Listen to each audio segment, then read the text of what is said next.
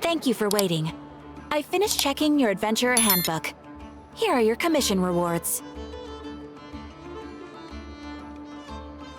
We have no other urgent commissions on the books at present.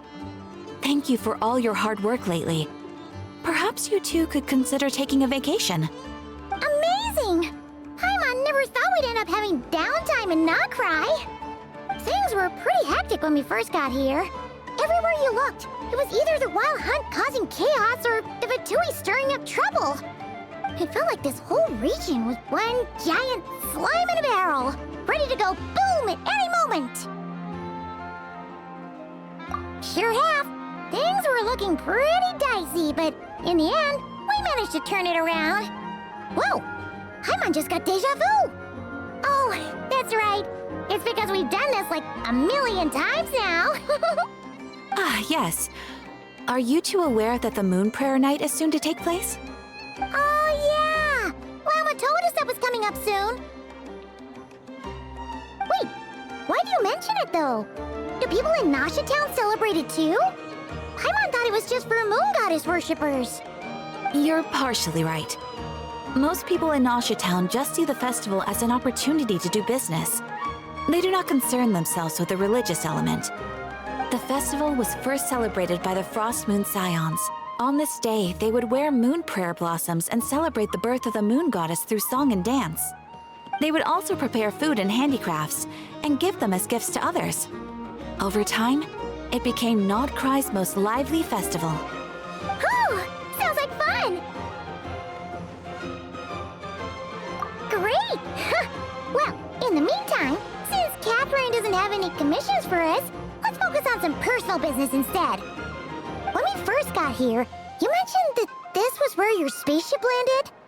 We didn't get to follow up on it at the time, because we got wrapped up in that whole rare air situation, but now we can finally start investigating it properly.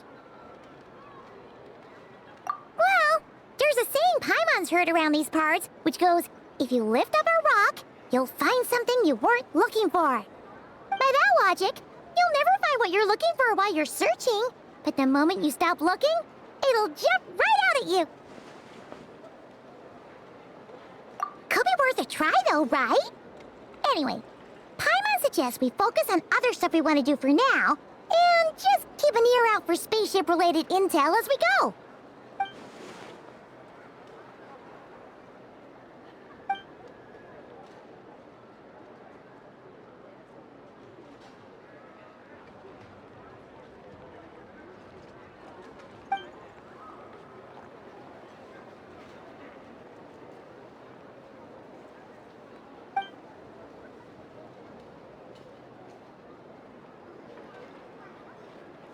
What's wrong?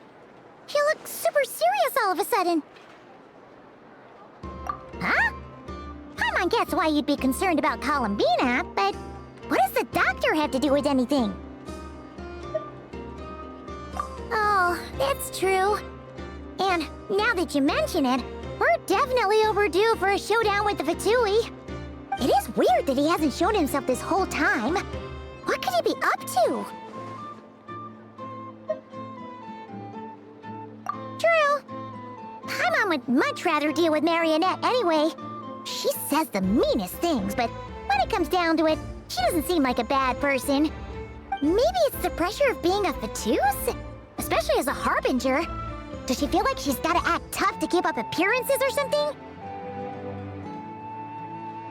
But then, every time we headed out with Rarier, she always wound up having to repair Polonia and her other robots. That's gotta sting.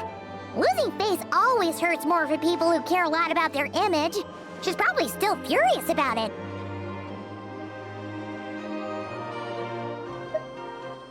What? Relax! She's not even here! Huh? What's the matter? Oh, nothing, nothing! Sorry, we'll be on our way now. Where are we again? Oh yeah, Columbina? Right, yeah, let's go see Columbina.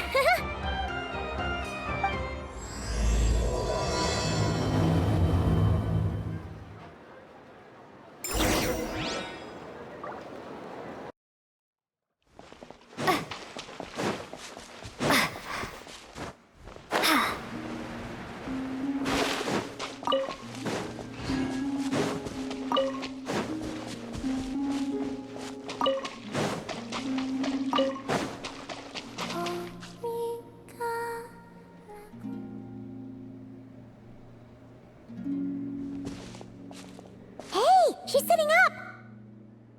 Is me sitting here a rare sight? No, we just thought you'd be resting. Perhaps I would have been, were it not for the sudden arrival of some unexpected guests. Not that I consider it a disturbance. After all, you are the only ones who are free to enter. Would it not be a little unfriendly of me to lie down while we speak? I didn't realize you put so much thought into little things like that.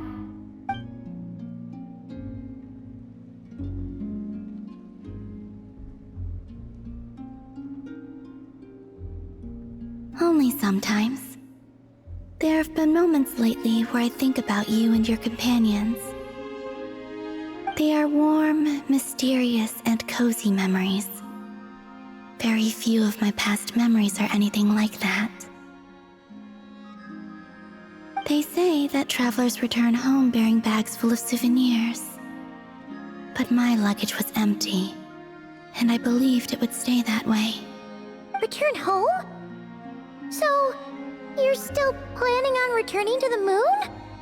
Yes. This planet continues to reject me, reminding me that I do not belong here. If I remain into that, there will come a day that I disintegrate. And I don't mean reduced to dust, or turned into food for the flowers. I mean, I will cease to exist entirely. Alright then. Well, we're sure gonna miss you. But it sounds like we'll have to say goodbye. How do you intend to return? The moon prayer night is soon to arrive. On that day, the moon will be closest to Devat. The Kuvaki in this land will reach its peak at that time. I merely need to grasp the tide, and with relatively little effort. Oh, Paimon gets it! It'll work like a slingshot! You make it sound like she's gonna get blasted up to the moon. If I did that, I suspect I would crash into the false sky. I will be using a much gentler approach. But I do like the analogy. It's fun. You see? She gets Paimon's sense of humor. In the blink of an eye, the time has come to part ways. It does feel that way, doesn't it? Time seems to fly fastest when you are enjoying it. I have always thought of myself as a wanderer on this earth, and it has never expressed any desire to keep me here. Yet, just as I plan to depart, it tugs at my arm.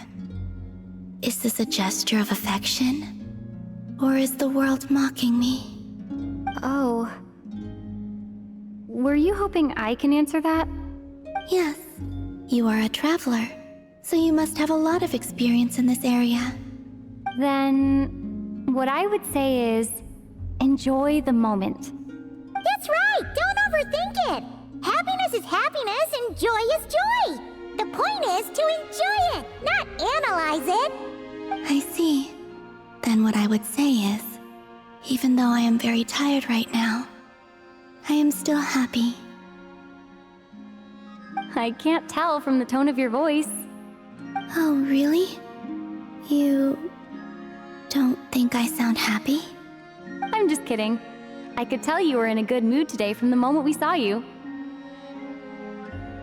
Ah, a joke. Albeit not a funny one. Anyway, I assume you're here about you-know-what. Give me your hand. Actually, it's not that. There's something else we wanted to discuss with you. Oh, then, do you still want to give me your hand? Or not? Sure.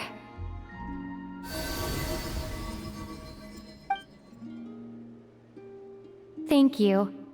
So, I've heard that in the moon prayer nights of the past, people here would hold celebrations in the moon goddess's honor.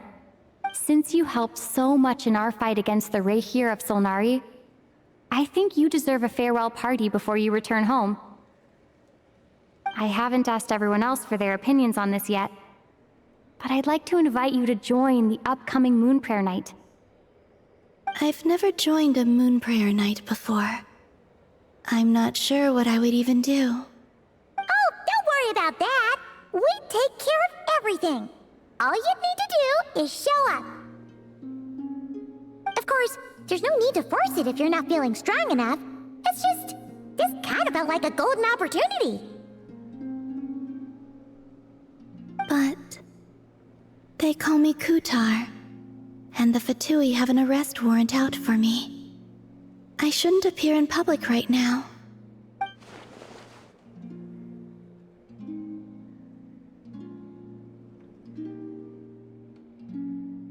I'll make it work.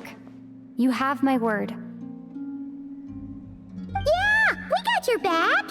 Well, she does.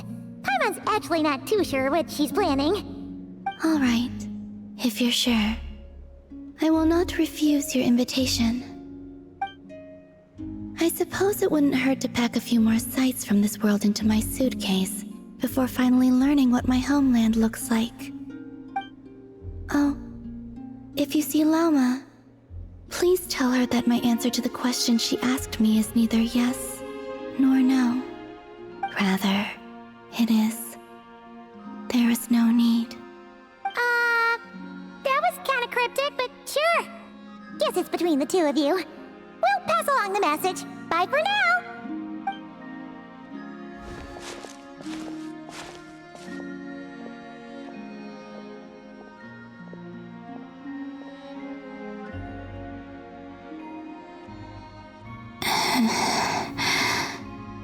And also, I do not know.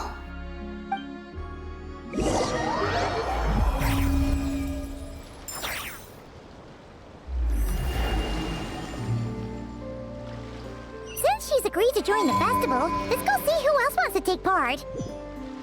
Lauma's gotta be the person most familiar with the Moon Prayer Night. We should start with her. Also, what exactly is your plan to keep her safe? Not sure yet. I'll figure something out. What?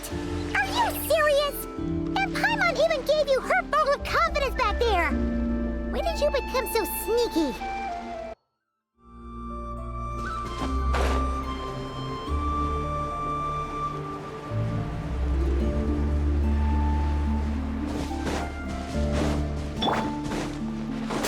Time to relax. Hey, Lauma! It's us! Huh? Varka? What are you doing here?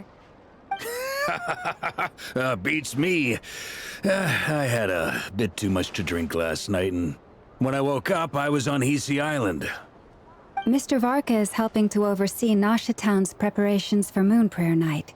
He is here to go over some details regarding the decorations and custom cloth designs. Right, yeah, that too. What do you mean, that too? Yes, celebrating this festival is a long-held tradition here in Nocturne. On this day, the crescent moon at the top branches of the verdant crest turns into a full moon, and the moon prayer blossoms bloom with a special radiance. Our people take these to be blessed omens. It's an especially welcome event coming off the back of all that nasty business with Rare. Everyone got put through the ringer recently, and now they're looking to turn their fortunes around. The big shots in town all agree that a big, lively celebration is just what we need to rebuild people's faith in this place. No wonder Catherine said that people weren't so bothered about the religious element. That's right. It's become more of a local custom by this point. The celebrations have little to do with whether the religious stories behind this event are true or not. Even the Frost Moon Scions are eagerly awaiting the coming of Moon Prayer Night, despite now knowing that their past beliefs were founded on a falsehood. That's fair. It's a bit like the lantern ride in Liyue. It's a chance for people to enjoy themselves, not debate the existence of the Adepti. Oh, one other thing! We just went to see Columbina. We went ahead and invited her to take part in the festival this time. Hope it's okay. Wait, so... you mean she agreed to it? Huh. That's quite a surprise. Then, I suppose that she intends to return to the moon on that day. Oh yeah!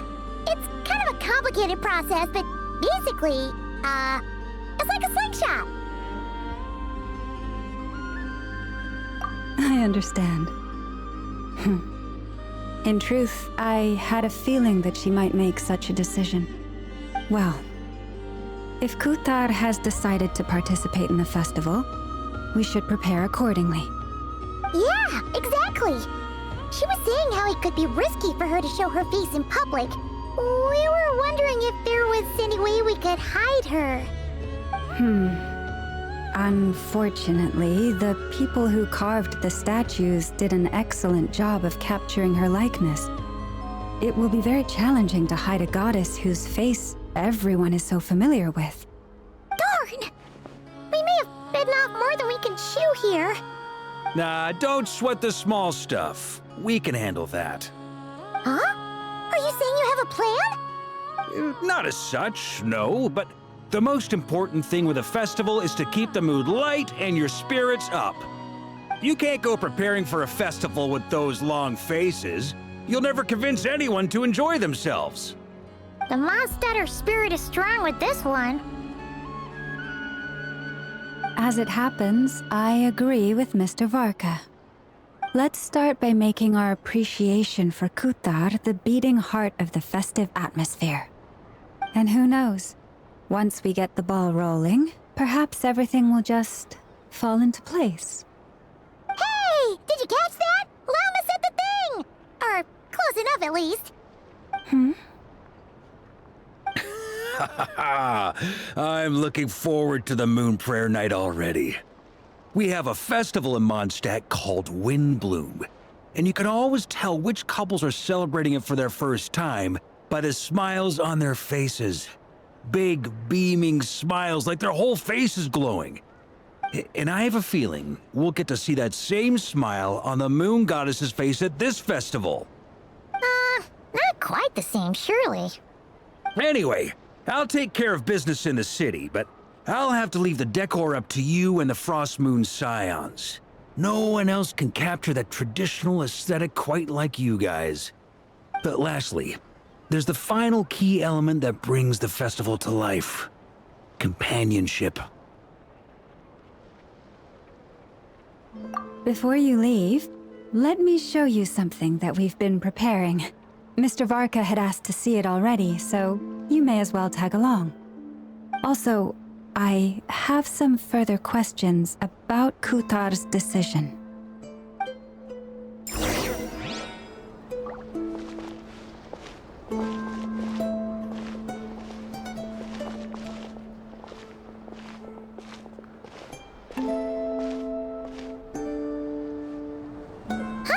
What's this? They sure look like they're having fun. I believe so. Kuhenki seem very skilled at playing drums like these, although I'm not sure where they learned it from. Maybe it's an innate talent? In their eyes, they're probably just playing with toys.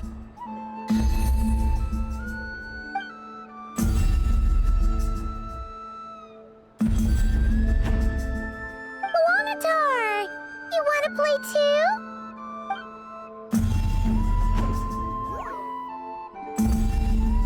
Yeah. She looks more confused than anything. Maybe we can teach her next time if we get the chance.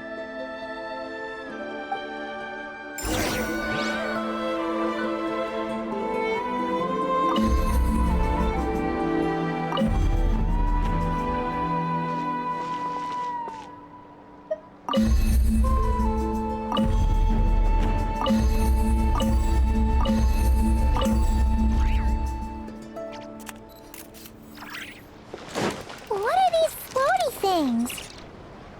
Moon veils.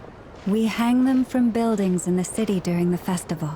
When you look at the sky through them, it creates a lovely misty effect.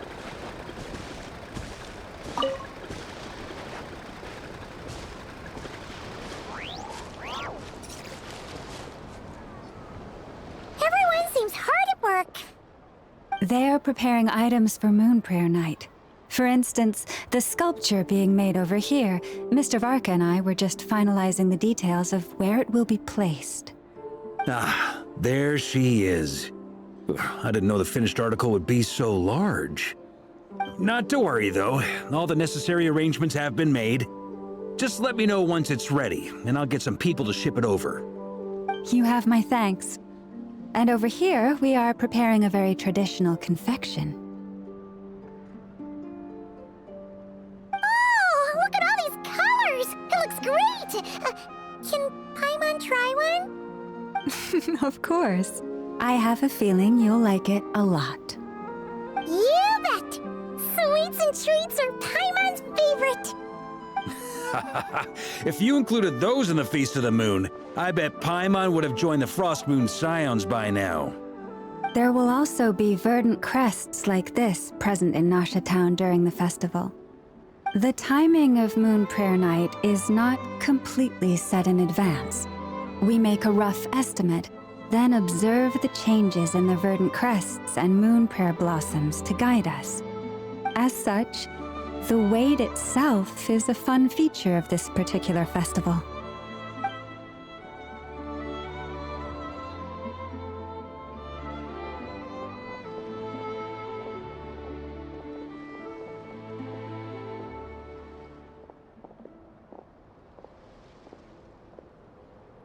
Let's talk here. To tell the truth, I am very surprised to hear that Kutar is willing to participate in the festival. I once asked her if she'd be willing to stay with the Frost Moon Scions. I could introduce her to everyone, and we could be a family to one another. She did not answer, but she has not appeared here since. I took this to mean her answer was no, but if that were the case, she would not have accepted this invitation.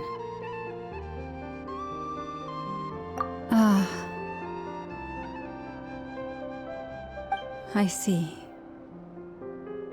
Maybe she is right. Maybe the Frost Moon Scions of today no longer need a moon goddess. But my wish was not for her to come here and be worshipped as a deity. I simply wanted to offer her a place to stay. I'm sure she believes that showing herself here might invite Fatui intervention, and as such, she does not wish to cause us trouble. But what really pains me about all this is that this is her birthplace. She ought to belong here, yet no one has been able to grant her shelter. I think I'm qualified to weigh in here. When someone's about to depart on a long trip, what they need is blessings, not burdens. We should wish her the best, not make the journey harder than it already is. Anyway, she's agreed to attend, hasn't she? All we need to do is simply respect her decision. I see your point. Yes, she will soon depart after all. Our job is to leave her with some happy memories. Besides, who's to say her journey to the moon is a one-way trip? It's not like she can't come back and visit if she wants, right? Paimon agrees wholeheartedly. Festivals are all about having fun, so let's keep it simple. All right, I'm gonna head back to Nasha Town soon. Want to come with? I'm guessing you have some other folks to visit there.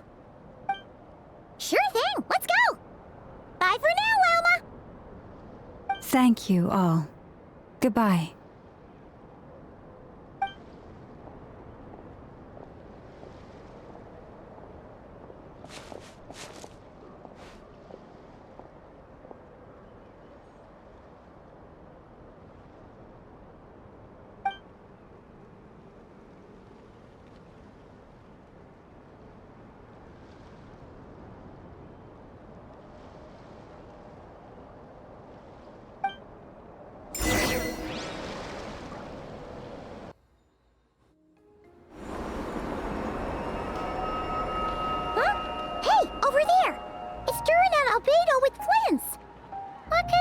Chatting about?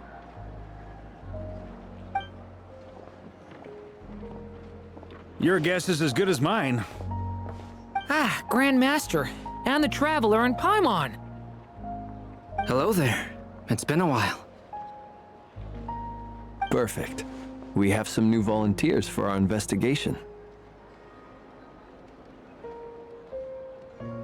Wait, let me guess. The righteous Lightkeepers are finally ready to hunt down the Abyssal Dragon. Yes, that too. Yeah, right. Oh, wait. Why does everyone keep saying that too? Well, to be precise, the facts match, but not the causality. Wait, so I guessed right? Half right. Don't act so impressed with yourself. Maybe I can explain. We ran into Mr. Flint's north of Nosha Town. At that time, we just noticed a few abyssal creatures out in the wild, but the strange thing was, I didn't detect any traces of abyssal energy on them at all. On closer inspection, we realized that they were not real monsters, but something akin to reflections in the water, or perhaps a mirage. Huh? What do you mean? Like, you could see them but not touch them? Exactly. It was very peculiar. They roared and tried to attack us, but we could not make any physical contact with them. I think I've heard of things like that happening in Nocturne before, but I don't know much about it. Yes, it's a known phenomenon. Mirage-like illusions tend to appear in Nocturne in the run-up to Moonprayer Night. From a distance, they appear quite real. I myself thought that Misters Durin and Albedo were locked in battle with abyssal monsters when I first arrived. But after sharing intel and investigating a little further, we can confirm that these illusions are harmless. There is no great cause for concern. All the Mirage stories I've heard are either animals, rocks, or small houses. Abyssal monsters, though?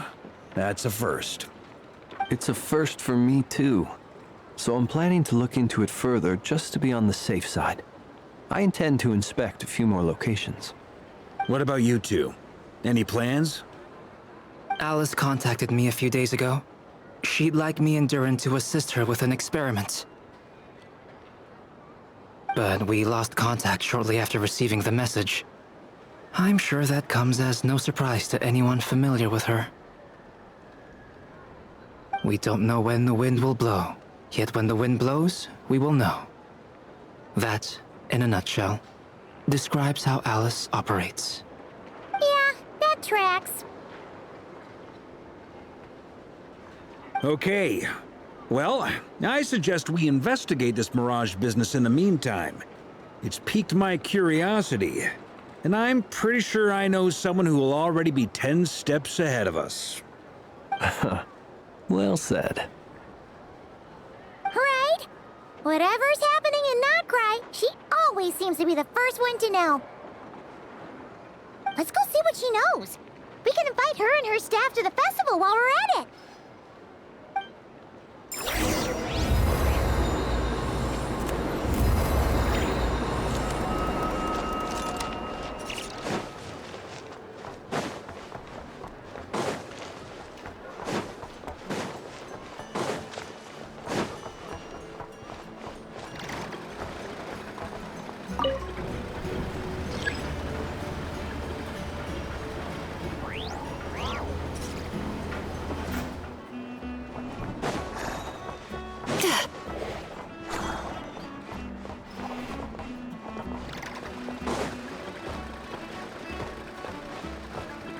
Turn that frown upside down.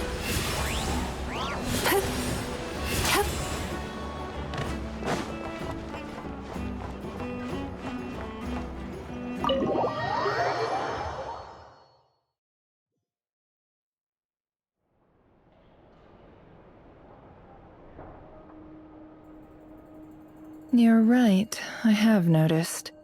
There's certainly something a little fishy about this situation. Only a little, though.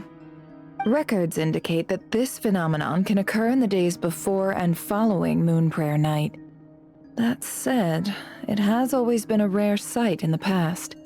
The odds of encountering these phantoms are similar to looking up in the night sky, happening to see a shooting star, and managing to make a wish before it disappears. But this time, either everyone's getting lucky, or they're appearing far more frequently than usual. Yehoda's out gathering intel as we speak. In the meantime, let me check off some points of interest. First, the Abyss. The ones we saw seem to be abyssal monsters. Indeed. But we have identified one location where many more of them have made an appearance. And not just monsters, but human phantoms too. Given the scale and nature of the phantoms, it's almost as if someone's last memories are coming to life. Or perhaps the memories of multiple people. Oh. So you mean the phantom monsters are hunting down the phantom humans?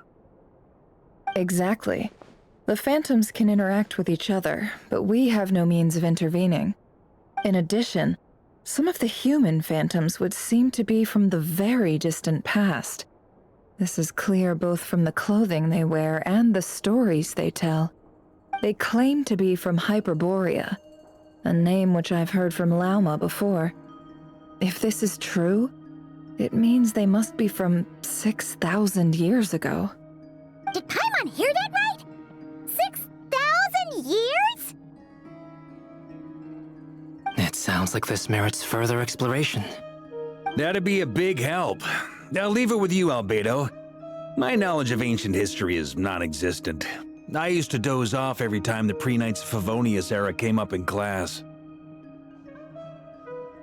It's quite a miracle that you were able to understand these phantoms' speech, given how long ago they lived. I suppose you're right. But I'll leave the archaeologists to ruminate over that conundrum. As an intelligence broker, my sole interest is in the value of the information I gather.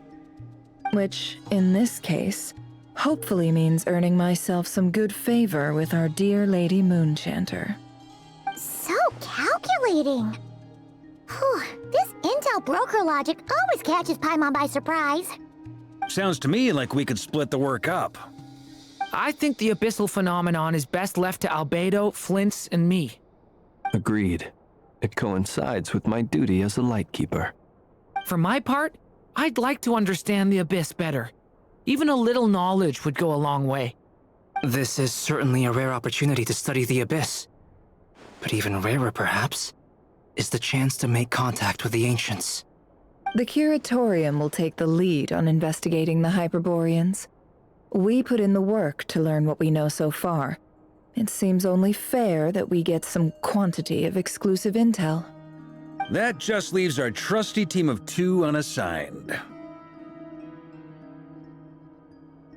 Since you became an honorary knight, of course. This was part of my grand plan all along. Oh yeah, by the way, we managed to convince Columbina to come to the Moon Prayer Night celebrations. Would you and Yehoda like to join too? She agreed to that? Huh. Quite an achievement. Never underestimate the traveler, I guess. I'd be happy to join. No point shutting myself inside when the streets are all decked out. I doubt any clients will be visiting during the festival in any case. And Yehoda loves a party, so I'm sure she'll jump at the opportunity. No, no, no, no, no, no, no, no, no! Way to contradict me in front of... Wait, no, that's not what I have bad news, boss. So many people. All right, everyone inside, quick!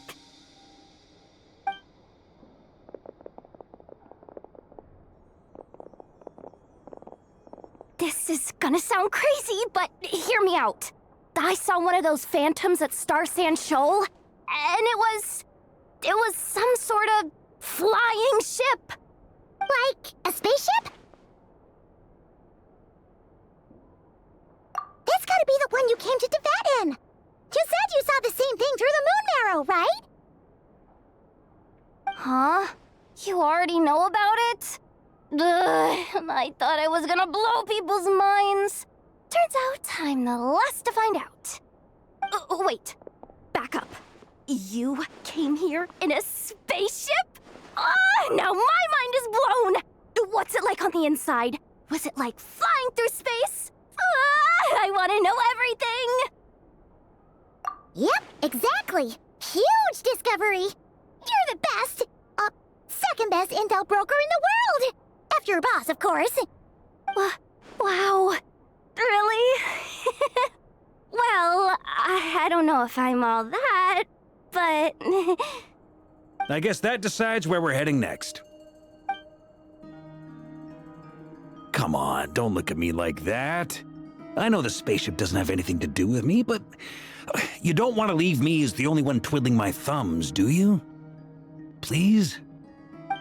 Fair enough. You can tag along. In that case, let's meet back here to discuss our findings once we're done. I wish everyone a productive investigation. You too!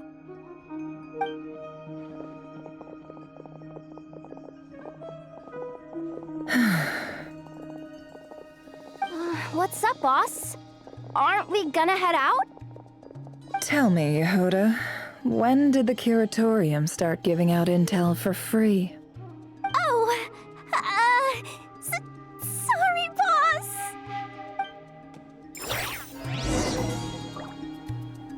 When the weather is dark and gloomy, our emotions often respond in kind.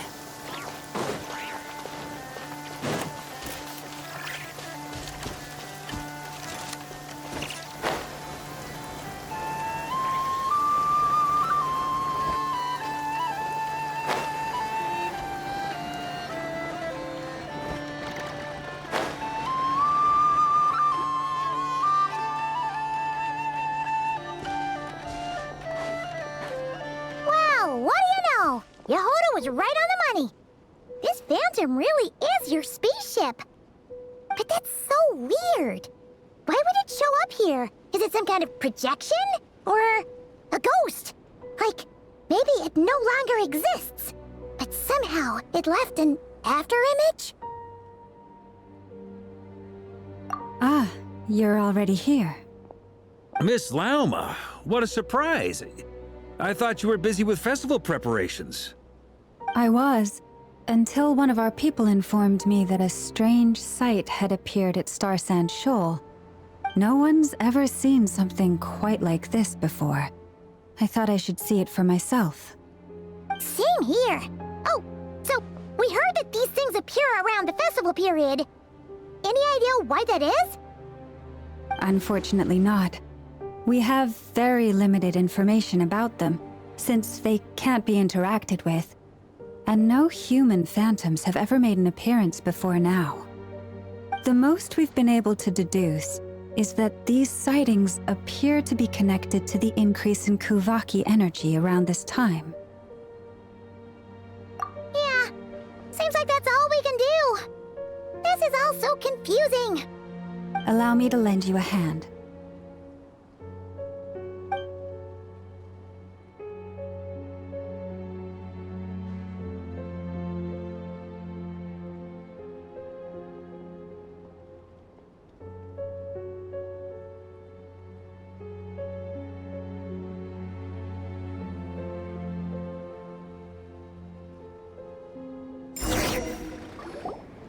Everyone, our friend here should be able to provide us with some information. Is that a phantom rhymehorn deer? I've heard about how the Frost Moon scions live in harmony with the animals and can even communicate with them. That's coming in handy now, for sure. Okay. Yes, I understand. Then how about this?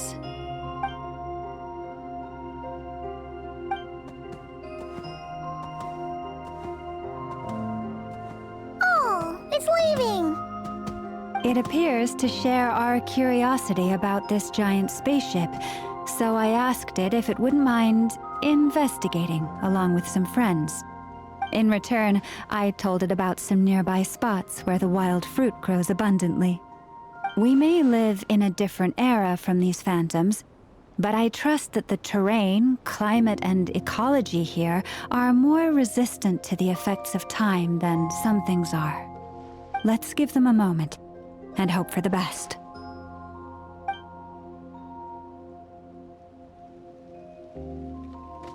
All back together? Must have been a lot of fruit. Indeed. Now let me ask them some questions.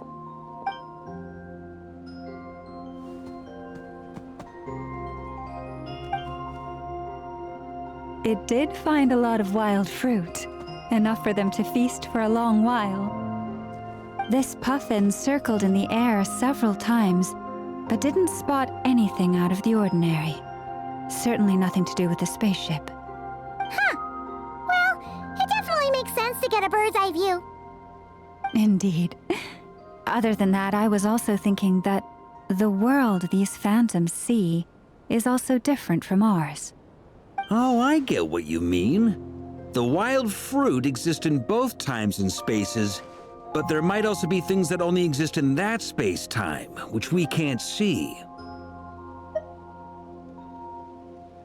Good point. Great thinking, Llama. Blunthorn rhinos can use kuvaki to shift great rocks, but this one says it couldn't get that ship to budge by even an inch. The sniffer mole tried too, but despite being a skilled digger, it could not get through. They say that the spaceship looks robust and undamaged. It seems completely impervious to any and all attacks. Whatever lies within is well defended from harm. So, just like us humans, there was nothing they could do about this spaceship either. Yes, still, they deserve our thanks. We are grateful for all your efforts, dear friends. Now go, and enjoy your feast. I've noticed some other human phantoms gathered nearby. Come on, let's go talk to them.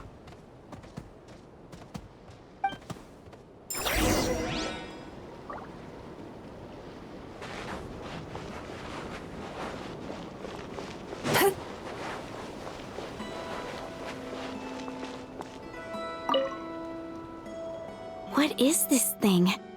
I've never seen it move, and there's no way to get inside. Goodness knows. My grandpa says it's been sitting here at least since his grandpa was still alive. What about his grandpa? Did he say anything to your grandpa's grandpa about it? Huh? I don't know. In all likelihood, it was here back then too. Hard to imagine something this huge could move. Guess that means that as far as they're concerned, this ship's been around a long time.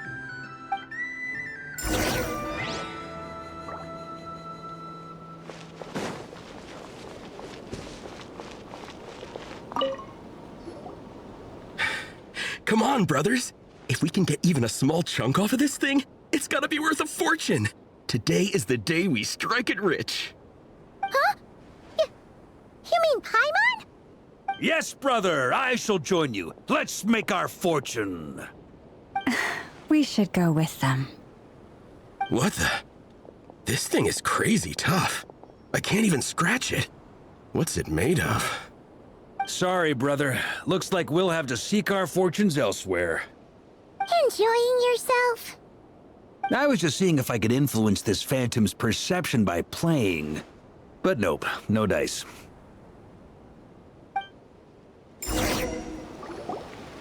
I'm sure we're all starting to build up an idea of what's going on here now that we've spoken to some of the people. These phantoms are reenacting real historical events in Nodcry. It's almost like we're in some kind of interactive stage play. We can talk to the actors, but the plot is fixed and we can't influence it. It makes sense. History is set in stone. The objective facts of the past cannot be changed. Paimon totally thought you were just goofing around earlier. But actually, you were doing some serious investigating. Of course I was. Anyway, at this point, I think we're forced to conclude that although the Phantom spaceship is right there in front of us, we aren't going to learn much about it from these people.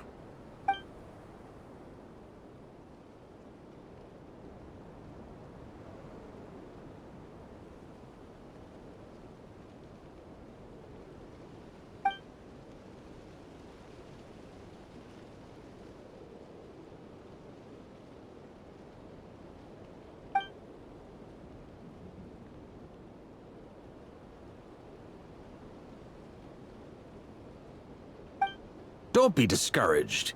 If nothing else, this is proof of the ship's existence. And think about it. So many people tried to hack their way inside, but no one could get the door open. It's made of very tough material. To me, that says that we'll either find the ship itself or the story behind it. It's just a matter of time.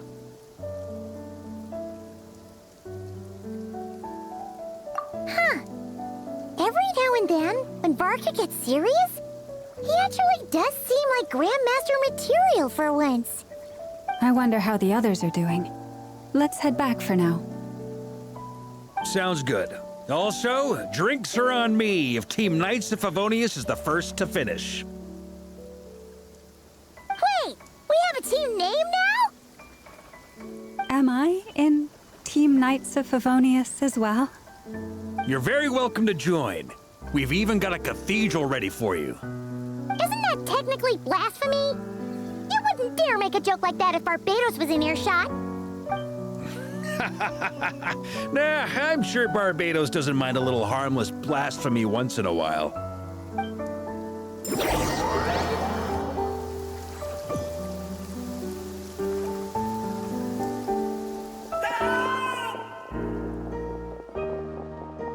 Oh, no!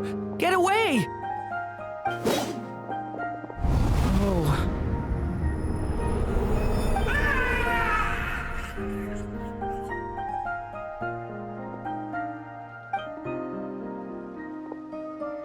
I know it's hard to stomach, Mr. Duran. But as I'm sure you've noticed, there is nothing we can do to intervene in that which unfolds before us. But we have to at least try. And try you have. But are you aware of how many unsuccessful attempts you've made now? I wasn't keeping count. I'm afraid this is the 39th failure so far. Or the 5th if we're only counting this particular victim. There are no indications that these phantoms may be altered in any way. You seem to have calmed down a little. I'll make us a fire. You should rest and have some water. Feeling any better now, Mr. Duran? May I ask a few questions? Be my guest. What exactly are we witnessing here? What happened to those people? My guess would be that we are seeing Nocturne during the Conrian Cataclysm. Would that be accurate? Conria. That is correct. As you know, once the Abyss senses even the tiniest crack, it floods in and spreads like wildfire. There was a time in the distant past when it permeated all of Nocturne, causing immeasurable harm. The people paid a terrible price to heal this land. Then, 500 years ago, the whole of Teyvat suffered an abyssal disaster. Once more, Nocturne was dealt a devastating blow. I see. In the face of the abyssal onslaught, all were like grains of sand tossed around by a tidal wave. Be they human, fae, or god. The moment you witnessed is but one drop in a whole ocean of catastrophe. All right. I guess that answers my second question, too. I wanted to know why there's nothing I could do to help them, and that's because what we are seeing is history. That would be my guess as well. As I understand it, history and fate are not all that dissimilar. The latter may be unseen to us, but both are immutable. Yes. Fate was determined long, long ago. I still have a couple of other questions for you, Mr. Flint's. You mentioned more than one abyssal disaster that has struck this land in the past. How can you be sure that what we're seeing is from the Conrian incident? And also, how are you able to stay so calm when you're talking about these events? From everything I know about you, you're not cold or ruthless, and you're not indifferent to the suffering of others. Alas, I am forced to show my age. I must be 600 or 700 years old by human measure. Wait, so You... One is not easily moved by history when one has witnessed the truth firsthand. I'm sorry. You needn't apologize. Your passion is a good thing to have. Treasure it, because someday you may find it in terribly short supply. Now, at the risk of offending you, I have a question in return. Your curiosity toward the abyss, is it born from hatred or because you sense its call? I only ask because I kept a fragment of Rerear's body in my lantern for a short time. Specifically, his heart. So I know what a burden it can be to carry the abyss with you. And I hear its power growling from somewhere within you. In my eyes, your mere existence is a miracle. My honest answer is... I don't know. I don't think I have the confidence to say for certain. What I will say is the abyss is not the only issue that haunts me. Even before I became who I am today, the question dogged me constantly. Should I even exist at all? My doubts remain unresolved. But when we fought Rerear, something became a little clearer to me. Sometimes it is the darkness within us that allows us to achieve the impossible. I certainly got the sense from your 39 attempts that you were trying to achieve the impossible. It sounds like you've resolved to see the truth for yourself. Absolutely. In that sense, he and I are quite similar. Then I wish you every success. I look forward to the day of your transcension. Well, if everyone's caught their breath, I suppose we should head back. Oh, and one last thing. I'd appreciate if you kept our discussion about history a secret.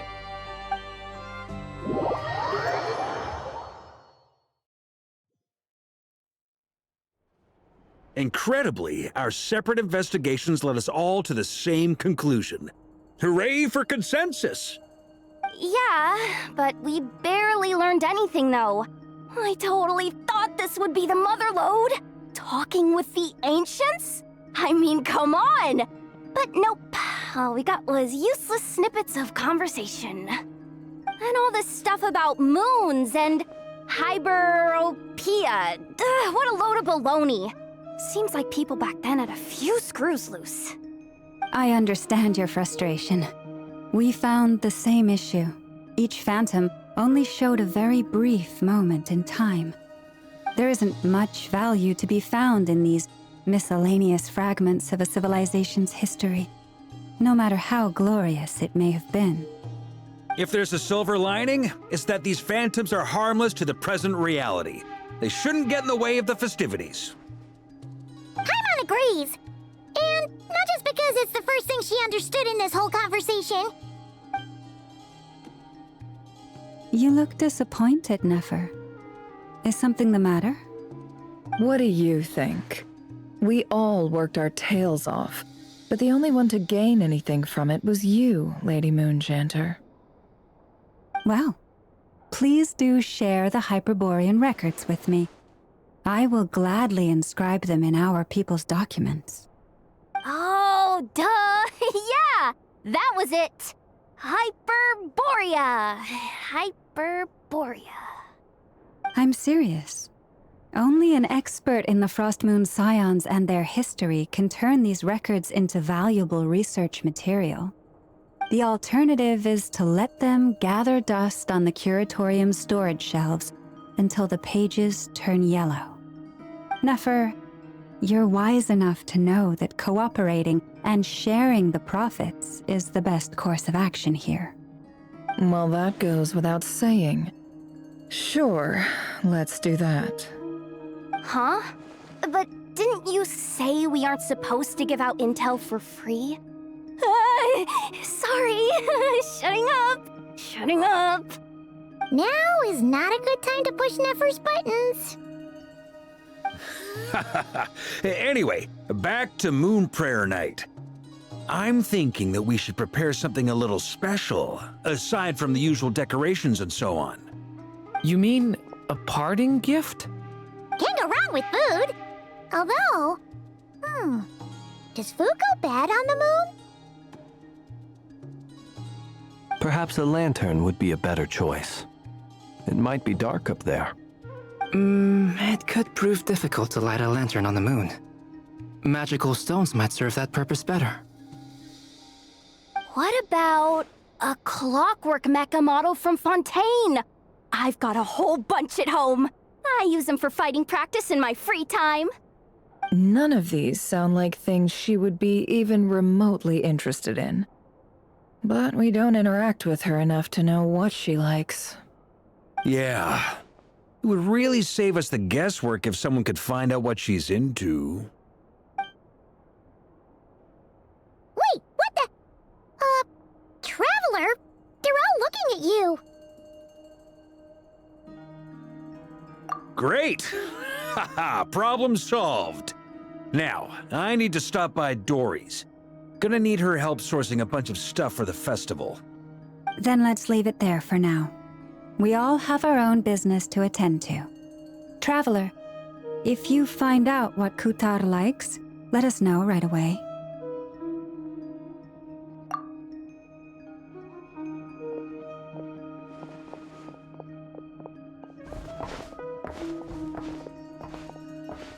Is something the matter?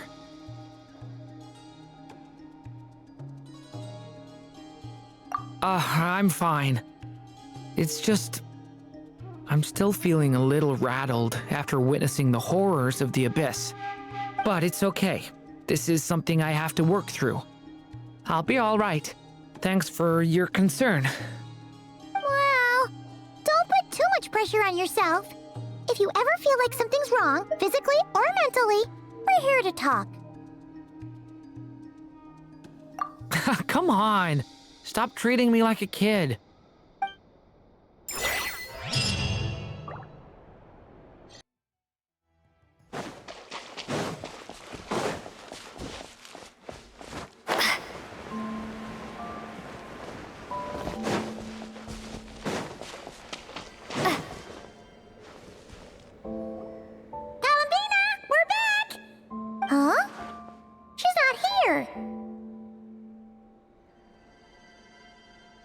Weren't there a few Kuhenki here last time, too?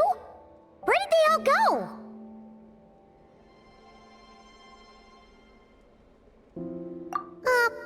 Walkies? For Kuhenki? You're not pets, you know. Oh, well. Looks like we just came at a bad time. Let's try again tomorrow. There's still a few days until Moon Prayer Night, so we're in no rush. Besides, she needs time to rest anyway.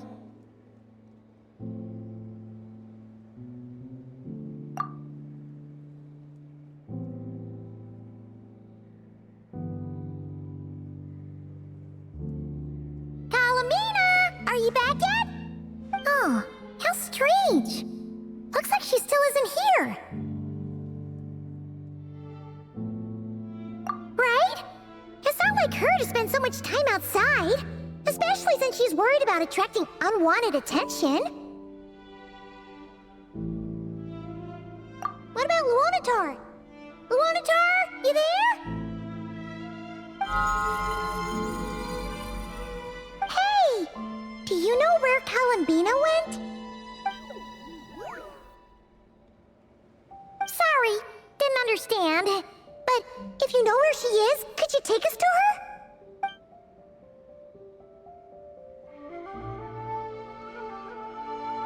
Yeah, that's even stranger. What about them? Oh, that's not good news. They change color when Kalambina gets weaker, right? And they look super pale right now. Good idea. She might know what's happening.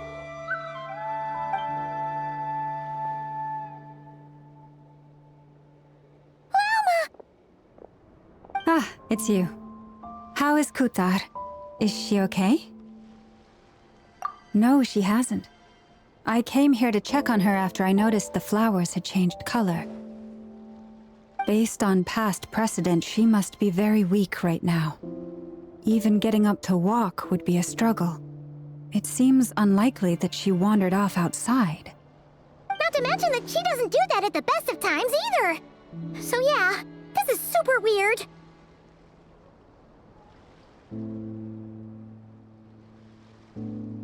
No. Very few people are in the know about Kutar's whereabouts. And if anyone suspicious had visited, they'd have left some sort of evidence. Come on, let's go to Nasha Town. If anyone has seen her, someone there will know about it. It's Notcry's information hub after all. Makes sense. Let's go!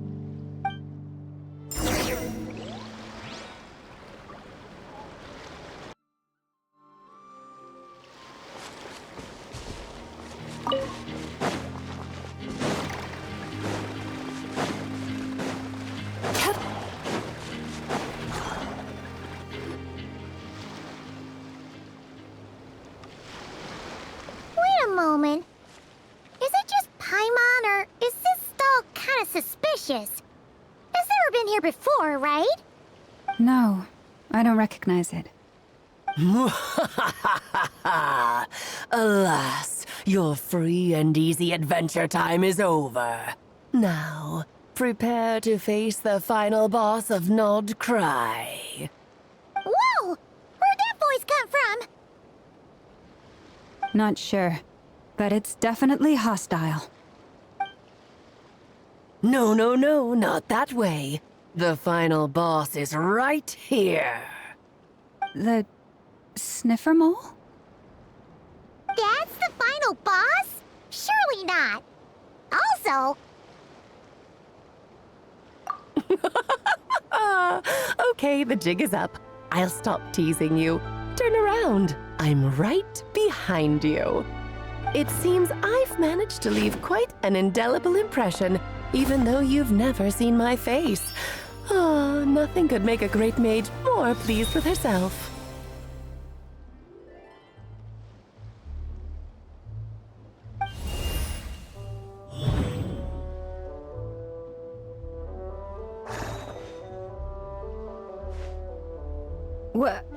What is going on? I've heard that all the big shots in Teyvat have long, wordy titles that stun people speechless when they make their entrance. Unfortunately, none of them are affiliated with the Hexen Circle, and we ourselves keep a very low profile. The notorious name-dropping doesn't quite work for us. Still, I, for one, think I'm really quite amazing. So that didn't stop me from coming up with a title anyway. Alice! It's really you this time? Not a lantern or a Dodoko, but Alice in the flesh? Oh, that's right. So, what do you think? How does it feel to finally meet me? You look like... Oh, that's the first thing you thought. A little surprising, but that actually makes me very happy. Because that means that when Klee grows up, she'll be just as stunningly beautiful as her mother. So she's a friend of yours? Kind of. This is actually the first time we've seen her in person. I see. Madam Mage, that was, quite a powerful entrance. I certainly won't be forgetting it anytime soon. It's okay, Lauma, don't force it. Paimon will do the honors. This is Alice from the Hexen Circle. She's a friend of ours, and of Arcus, too. That's right. She's a good person, just kinda unpredictable. Well, what is the human heart if not unpredictable? Hmm? If we could not do as we please, how would we differ from machines? I am Lauma, Moon Chanter of the Frost Moon Scions. It is a pleasure to meet you. Oh, I know. Before you got here, I spent a good, 15 minutes getting up to speed on Nocturne's present situation. In other words, I've read the whole in the last episode part, so we can skip the pleasantries. Fair enough. Well, Miss Alice, I can already tell that you have quite a unique personality. He'll get used to it. Paimon sure is. So anyway, What are you doing in Notcry, Alice? Oh, I thought I told you already. This time, I'm the final boss. And what a formidable foe I shall be. Powerful, confident, decisive, and good luck finding my weak spot. You will never succeed.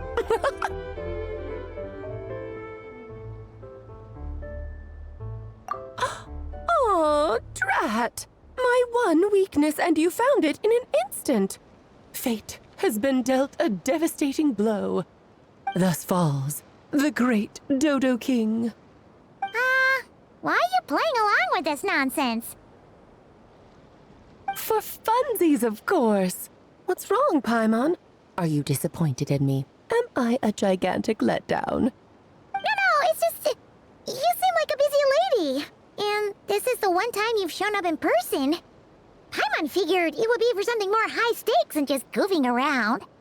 You're quite right. I'm here in Notcry because something big happened. Something big enough it caught the attention of the Hexen Circle. It concerns the 3 moons, Tevat's borders, and of course, the moon goddess you are currently searching for. Kind of. Why don't we discuss this over a pot of tea? My main reason for coming on this trip to Tevat was, of course, to have some fun. But I do technically have a job to do as well. Namely, maintaining the stability of Tevat's borders. I'll skip over the complicated parts, but to sum it up, abyssal energies are all that lie beyond Tevat's border. We'd find ourselves in a real pickle if they ever made it through. And the phantoms you've been seeing are a sign that the border has been disturbed. No wonder they tend to show up around Moon Prayer Night.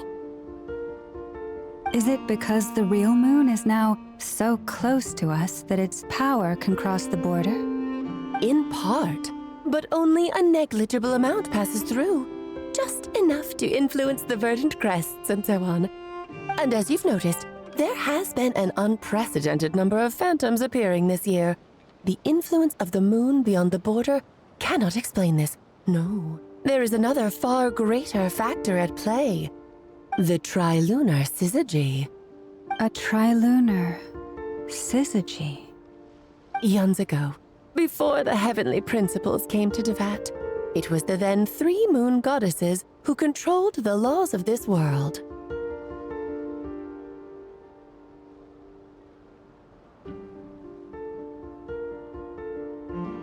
Oh, that's exactly it! The 3 goddesses split these powers amongst themselves, promising never to consolidate them into one singular body. This was meant to keep the world stable. But, fast-forwarding to the present, the eternal moon's marrow is with you, while the iridescent moon's marrow, which should never have appeared in this world, has been retrieved. Add that to the presence of a moon goddess in the flesh and... the power of all 3 moons is gathered here in Notcry. There hasn't been an event like this since the War of Funerary Flame. And it's having a noticeable effect on Tevat's borders. Because I wish to give my darling daughter a peaceful, sunny environment to grow up in. Is that a good enough reason? Kinda sounds like you're dodging the question, but it does make sense. Well, that's one reason anyway, and the most important one. The others are a little complicated to explain. For instance, cleaning up after dearest Miss R. Albedo can tell you more about that if you're curious, but right now, I have a more important question to ask you. Why are you collecting the moon marrows?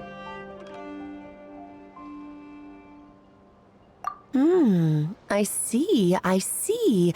Nicole told me about that legend once. Nicole?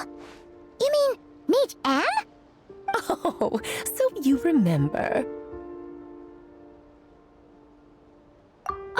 Yes, of course. That was a story about fate, her area of expertise.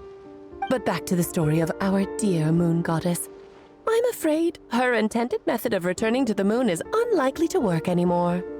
What does that mean? She may be missing, but she hasn't gone anywhere. She has disappeared.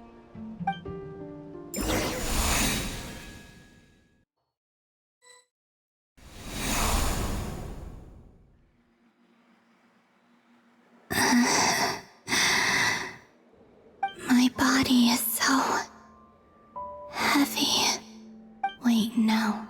It's my mind that's heavy.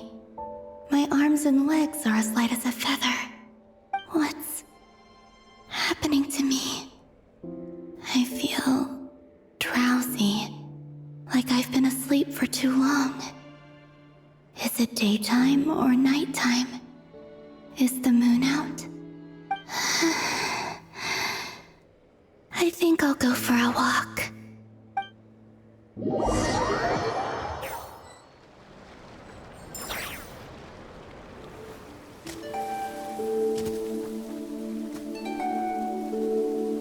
Are you out for a walk too?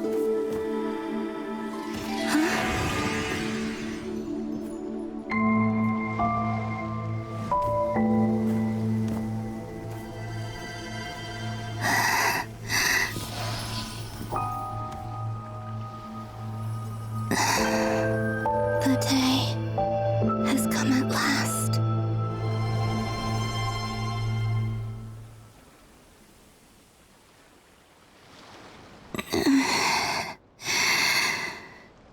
Have I grown so weak that I can't even sustain my physical form? But Moon Prayer Night is nearly here. I was so close to returning home. Death is near. Is this how it ends for me? Will I return to the moon after I disappear? Or... I don't want it to end like this. So far, at least, I still exist. Even if not physically, I can still feel. But as my power wanes, I'm sure that too will fade. I suppose I might take one final look at this world. The world where I was born.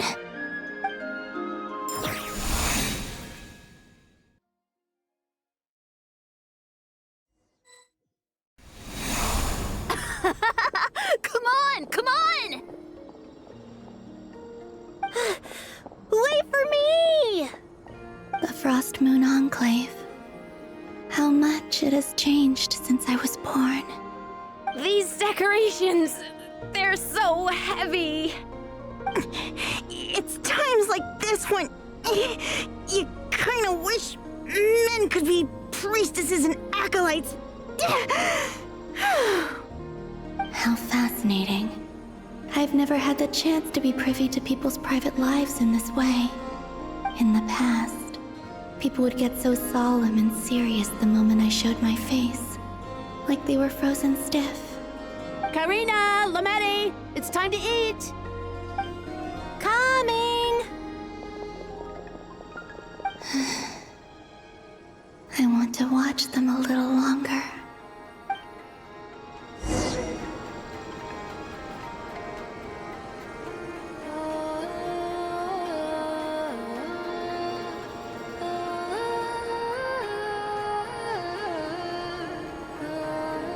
So just fill these balloons with air, right?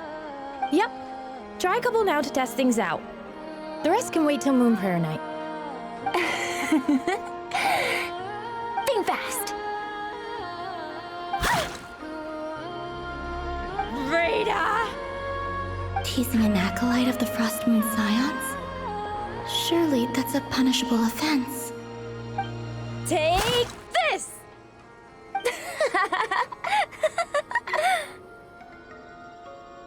Huh? All right, enough horsing around. Lady Lauma gave us a task. We should get back to it. The task is just to check that the balloons don't leak, right? Doesn't matter if we fill them with air or water. Yeah. Okay, you got me there. And you got me there. But still, we can't use all the balloons before the festival even starts. We won't use all of them. And as long as Lady Lauma's trusted acolyte doesn't snitch, this can stay as a little secret between friends. A couple more can't do any harm, right? Oh, you menace. Then, think fast! Is pumping a balloon full of water really so much fun?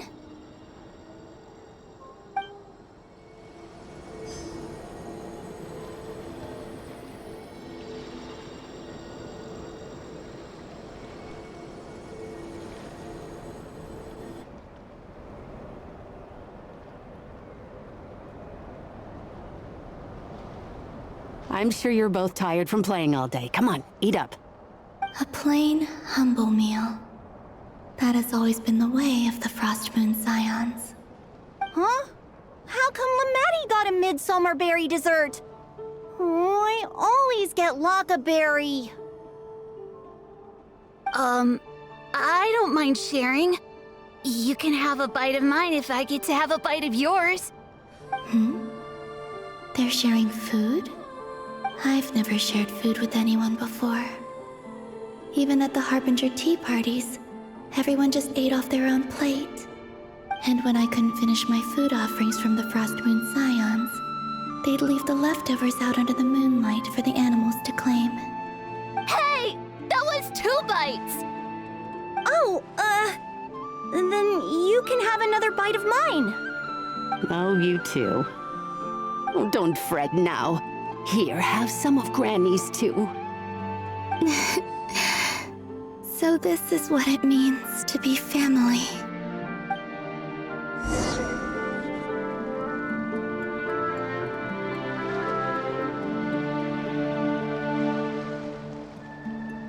I'm seeing so much that I'd never usually get to see. They'd never act like this when I was around. It's nice, being able to just watch people in peace in these final moments. What a rare opportunity. I think I'll go take a look around Nasha Town, too. Maybe the Traveler will be there.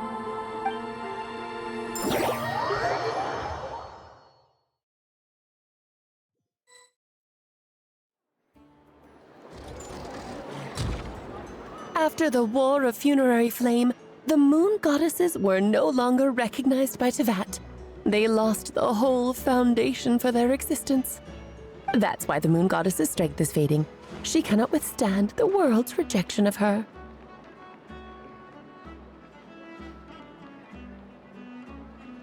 To be more pedantic about it, the moon goddesses did something to offend the heavenly principles, and that's why they were ousted. Something of a recurring theme in Teyvat's history. Theoretically, speaking so candidly should put me in their crosshairs too, but they can't tell me what to do. I'll say whatever I want. Anywho, the Moon Marrow energies were but a drop in the bucket for her, and that battle against the Ray Hair of Solnari only weakened her further.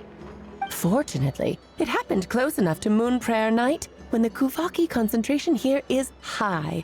That's the only reason she managed to survive this long. What do you mean, fortunately? You said she disappeared. We're too late. Ugh, what a headache. I thought this was all common knowledge. I guess I have some more explaining to do. Okay, buckle up. It's time for another lecture.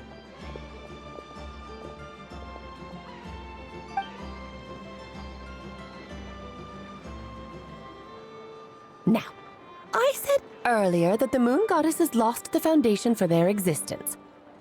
The reason for that has to do with the natural order. Basically, the rationale for their existence in Teyvat was lost. The same logic applies to the present moon goddess too. Consider her existence so far. Her comrades in the Fatui called her Damselette. And she was worshipped as Kutar by the Frost Moon Scions. But these connections have now been severed, whether by her hand or yours. So, the rationale that once sustained her existence is now gone. Wait, we did that to her? Oh, well, strictly speaking, yes. But let's let's not start pointing fingers, shall we? I'll only end up as the big bad villain, and that's not the kind of final boss I want to be.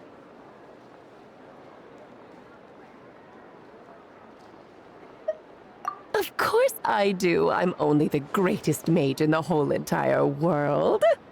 Now, if you wish to find your moon goddess, there are 2 problems we need to solve. Firstly, we'll need to strengthen the connection between her and Teyvat, at least enough to sustain her until Moon Prayer Night. Strengthen her connection. But does that mean I'll have to rally all the Frost Moon faithful behind this? I'm afraid a bygone faith and a former home won't be of any help to her now. Do you know her name? Her name? Oh, yes. Names are very important things. A name is a fundamental concept that anchors one's entire existence.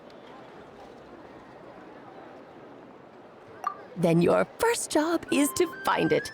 As a moon goddess, I'm sure she must have a name she identifies with. Neither Columbina nor Kutar is her true name, and she's never really accepted either of them. So, finding out her real name is enough to sustain her existence? Yes, I know it sounds like a small step, but every journey begins that way. So for now, that's all we need to focus on. The second problem is with her plan to use the moon marrows to return to the moon. Unfortunately, piercing through the false sky will take an enormous amount of power. Given her current condition, she won't be able to provide anywhere near enough power, even if she recovers her physical form. But no need to fret. Nicole's the expert in this field, and I'm sure she'll figure something out. Wait, Mage N is going to help us out too? That means we've got 2 Hexacircle mages on the case. This is turning into a pretty big deal. Actually, this is more of a side quest for me. Like you said, I'm a busy lady, so I can't stay for too long. I'll have to return to Teyvat's border soon. That's the upside you get for looking out for my little Klee. Hopefully that will incentivize you to carry on keeping her company in the future. Anyway, jokes aside, you'd better get moving. It will take quite a miracle for the moon goddess's consciousness to hold out till Moon Prayer Night. Oh, I suppose I might as well tell you where Nicole is before I leave. Off you go now. Time to meet your new friend. Oh, yes, and a little suggestion. Don't forget to mind your heads. What? I wonder how Durin's doing. I should really go see him before I head back. You really are super busy. I most certainly am. There's so many children I have to keep tabs on just in Mondstadt. Durin, Albedo, Venti, Varka. Klee didn't make the list, huh? Of course not. Klee is my pride and joy. I have no qualms about her, because she's the best child in the whole wide world. Yep. Klee's a little angel. I'm glad you agree. Well, all the best. See you when I see you.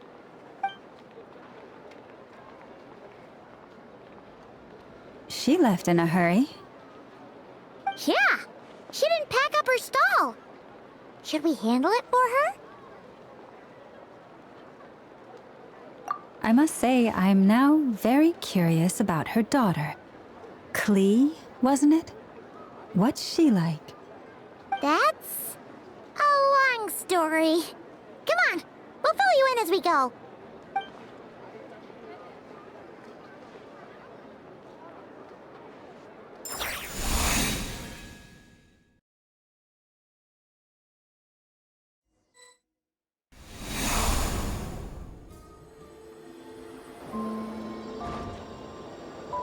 What a lively place. I've never experienced Nasha Town like this before. Hey, you old geezer! Your hammer's rusted through! Who are you calling old geezer? Are they quarreling? I'm looking right at him! You've really gone downhill since giving your daughter free rein in the workshop. Can you even swing a hammer anymore? It shouldn't take you days just to fix a single chair. You might as well use that hammer to massage my back for all the good it's doing. Don't run your mouth, or you'll get a back massage that'll put you in bed for the rest of your life. Look, the materials haven't arrived yet, all right? You know how busy it gets in the days before Moon Prayer Night. I'll bet you send all the materials to your little princess. Blood's always thicker than water, huh? All right, you've made your point, Uncle Koski. As soon as the materials arrive, fixing your chair will be the #1 priority. And Dad, if you've got time to chat, why don't you lend me a hand, See? Lolka knows what the score is. I guess they're friends. But the way they spoke to each other was so ugly. Then again, it wouldn't be the first time I've seen something like this. Columbina! Sing outside my door in the middle of the night one more time, and I'll unscrew your vocal cords. You hear me? Oh, Sandrone. So that was her way of trying to be friends with me. What a pity. I won't get the chance to say any ugly things in reply.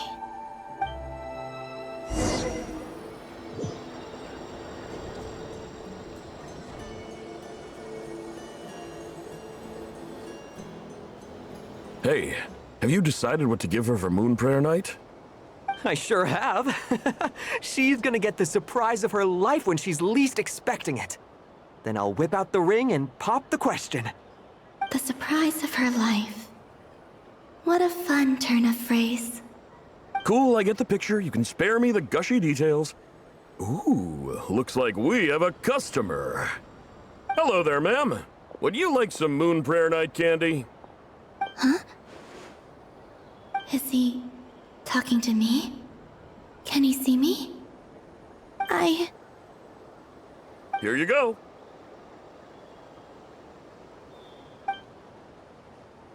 Oh.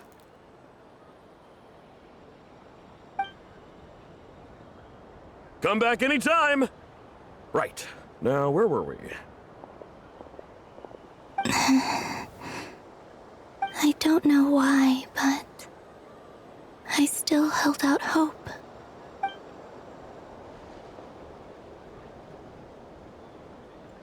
The most important thing right now is to find that mage. This name thing seems super important too, but where do we even start looking? I'd better go pay the Fatui a visit.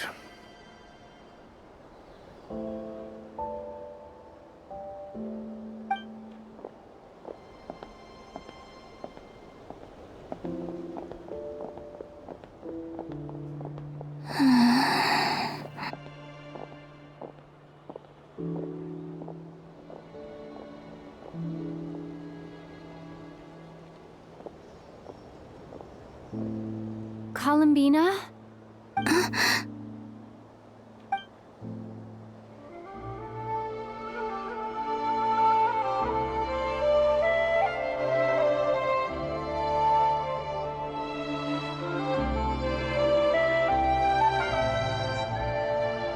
Traveler?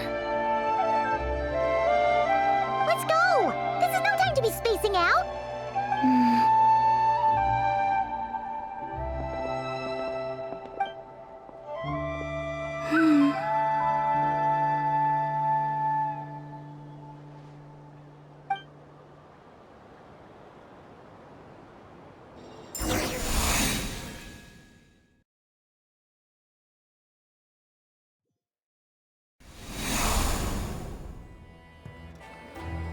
Where are they going?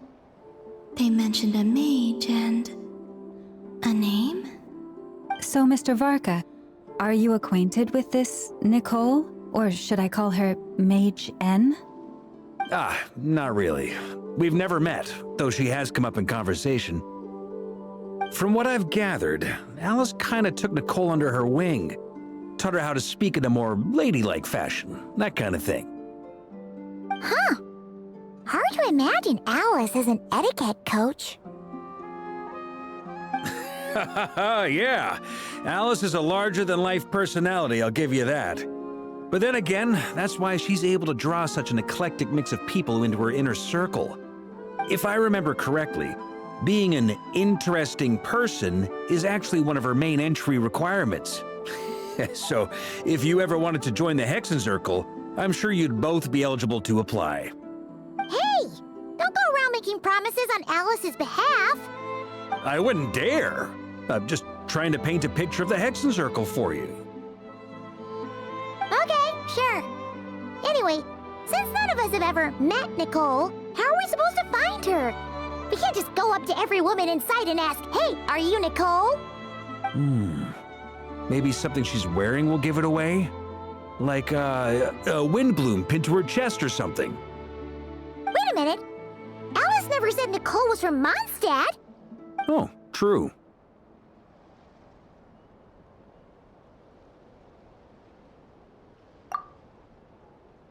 That would be this young lady, then?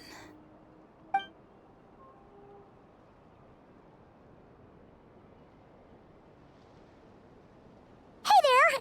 Sorry to disturb you, but are you Miss Nicole? Varka, Knight of Boreas of the Knights of Favonius.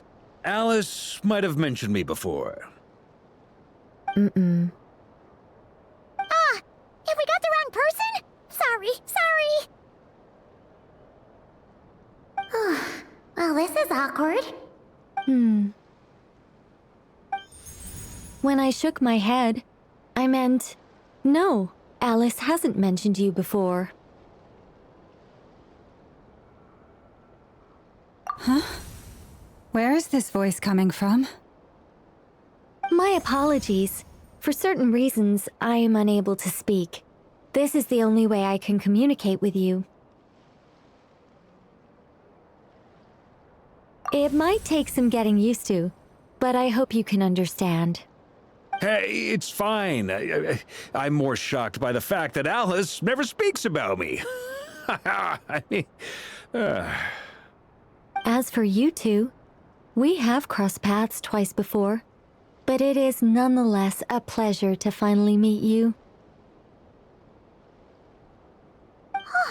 It's really you! Thanks for all your guidance in the past! You're quite welcome. This time, things are different. We have reached the unwritten pages of the story. You might say that we stand at the crossroads of fate.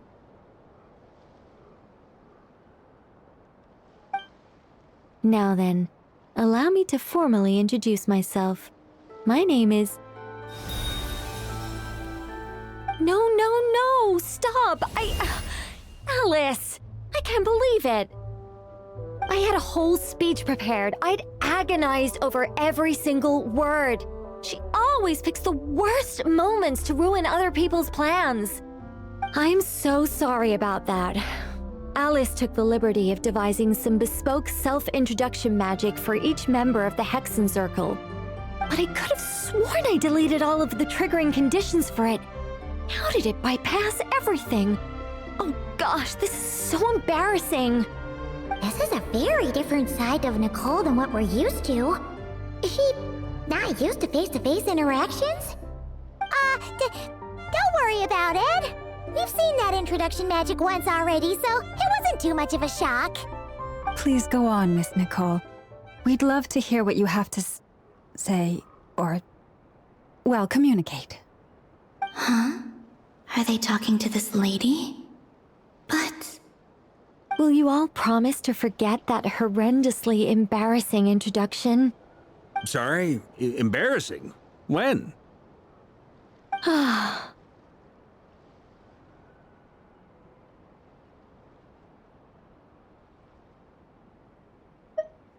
Yes, my name is Nicole, and I am one of a very few angels who have retained both their preferred form and their power. The Traveler and Paimon should be no strangers to this concept. There is another of our kind in Natlan. They call her the Lord of the Night. All right! Paimon remembers her. Yes. Well, I have retained more of my power than she. It's because I don't have a long-term duty to fulfill. To be more specific, no. We'll be here all day if I get into the specifics. Moving on. If I'm not mistaken, you are here because you wish to learn how one might reach the moon beyond the sky. That's right. Is that something you can give us any guidance on? Yes, I do know a way. It began with the Hyperboreans, who lived after the War of Funerary Flame. Blank looks. Maybe I should start with the background of the war. Or maybe not. It shouldn't be an issue. I'll fill in the gaps for you when we have more time.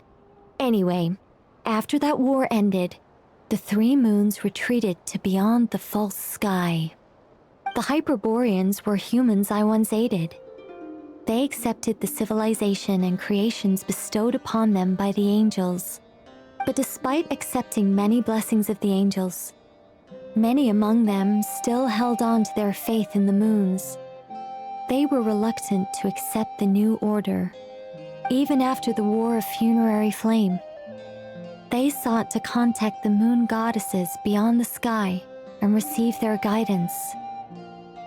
But all three had passed away by that point.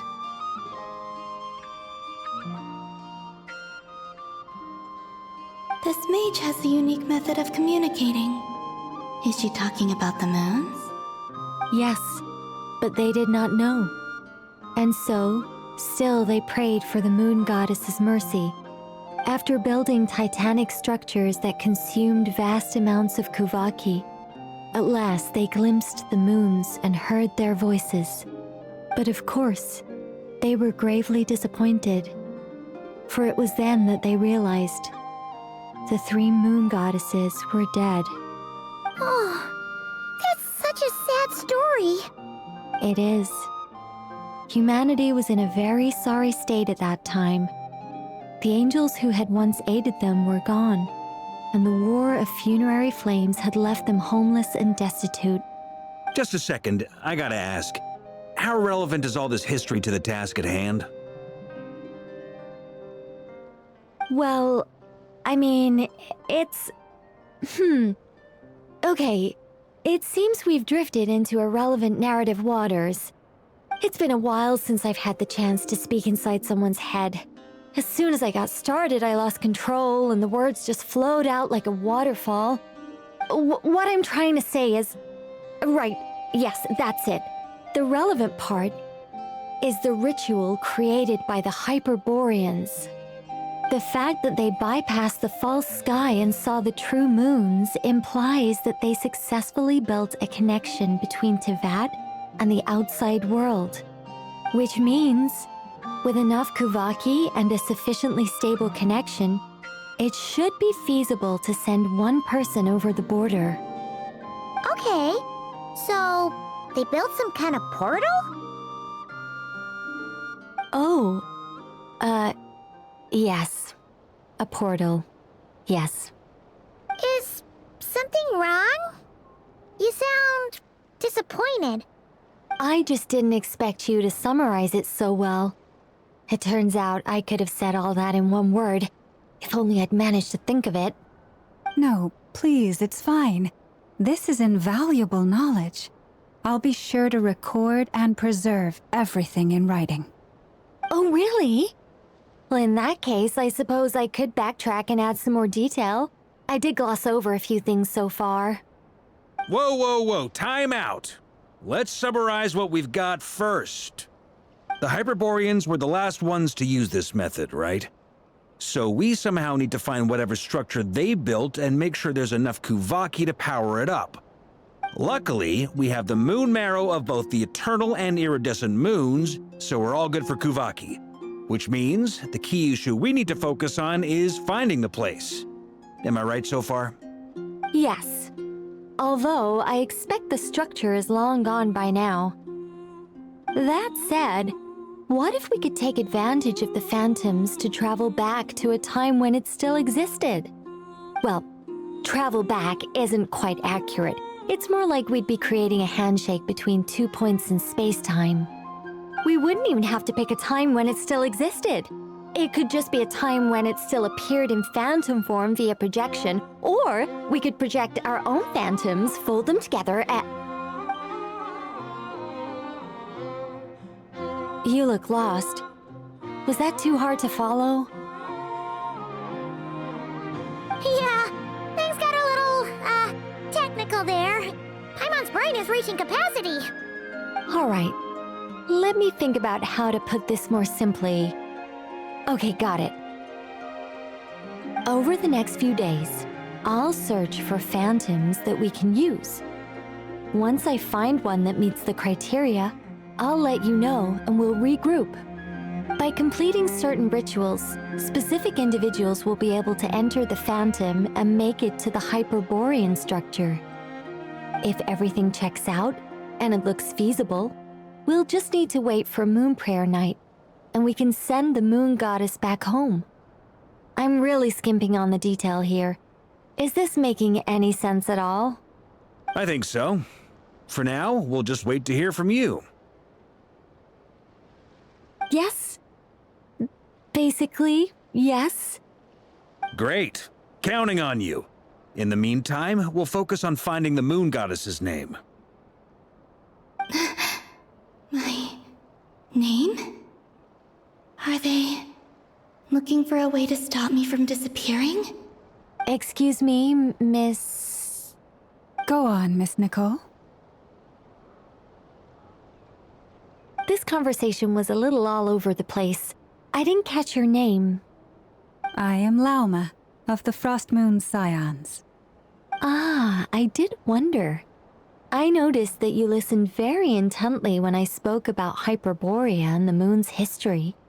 If you'd be interested, I'd love to visit you this evening and go through it again in greater detail. Also, if you were serious about making a record, it would be too risky to simply write down the raw details as is. I would suggest some tweaks. Maybe rewrite the stories as fairy tales or fables, perhaps even prayers. Anyway, we can cross that bridge when we come to it. So, see you later then? Oh, and no need to prepare anything. Just a cup of tea will do. See ya! She seems friendly. It's just... It's so nice to find someone who's actually willing to listen.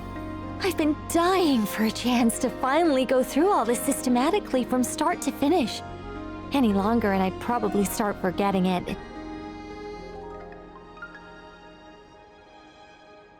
Now Paimon gets why Alice told us to mind our heads.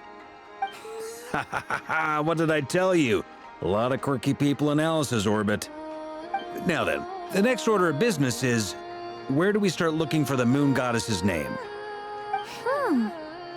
Maybe the rest of what Nicole has to say might give us some clues. Once I've heard her out, I'll summarize the salient points and share them with you all. I'm also inclined to review our other documents. Yes, our faith was first established by our Hyperborean ancestors, but many of the more factually accurate records are from after Kuthar's birth. Sounds like we're gonna follow Columbina's journey through Devat, huh? In that case, we'll start by heading to the Frost Moon Enclave. Sounds like a plan. Take this with you. I'll see about getting in touch with the Fatui. It'll probably just be Arlecchino and Sandroni again. They're the only ones who would want to help. Thank you, Mr. Varka. Don't mention it. Honestly, I'm more comfortable dealing with the Fatui than prying into the details of a young lady's childhood. Catch you later. I should follow them, just in case there's some way that I can help.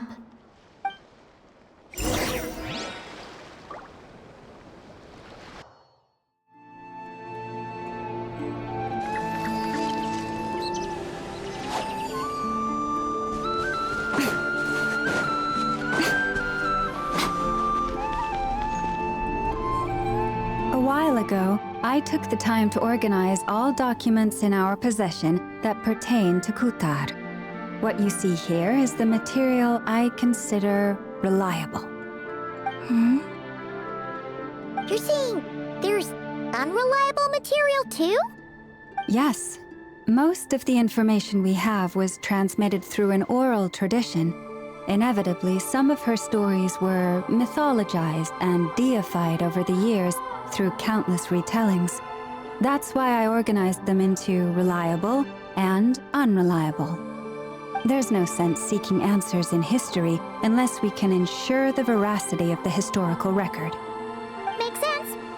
All right, let's take a look through.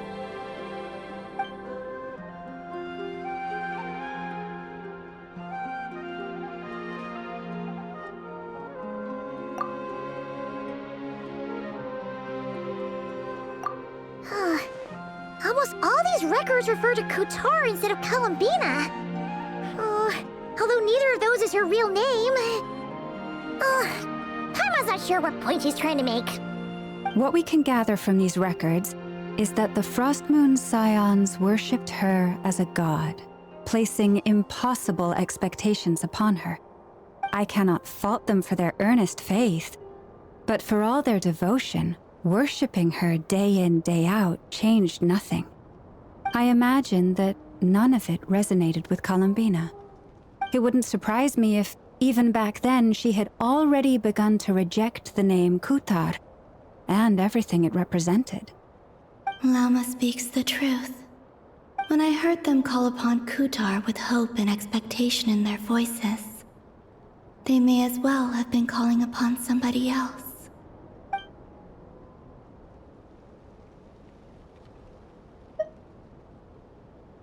Well, that's a bit complicated.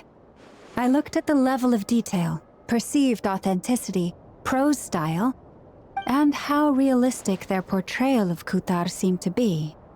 Amongst the Frost Moon Scions of today, only I know of her existence, and I alone have spoken to her face to face.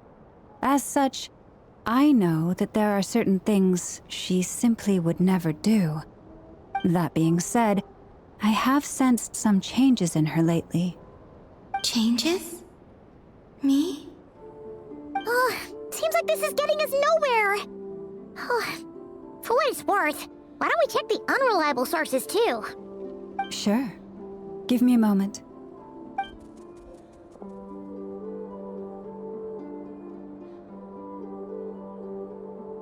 Exerting but a fraction of her divine might, Kutar sheared a great mass from the snow-capped mountain and cast it into the sea, upon whose surface shone the mirror image of the moon. Thus was formed the island of Hisi. Yeah, right. That doesn't even begin to pass the sniff test. The 3 moons are naught but lies through and through. Only one moon has ever shone for us, and Kutar is her name. The vast majority of ancient texts are filled with fanciful tales like these. I trust you understand my criteria a little better now. Kutar did not speak, merely gazing into the distance in silence. And where her gaze landed, this was her prophecy. Clearly, whoever wrote this text never even met Kutar. Otherwise, they'd know that her eyes are always closed. What about you, Traveler? What are you reading?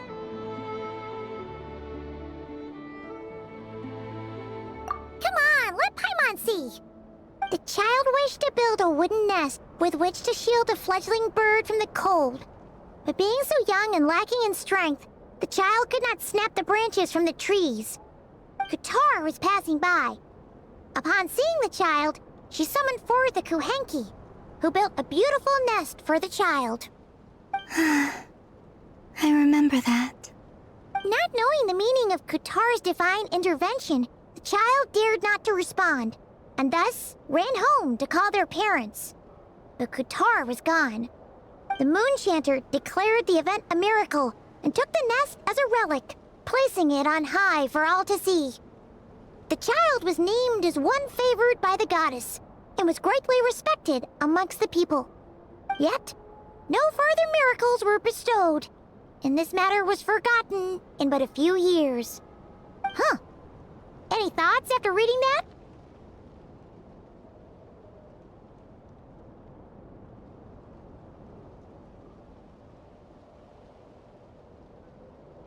Yeah. Columbina probably just wanted to join the kid in making nests. Ah.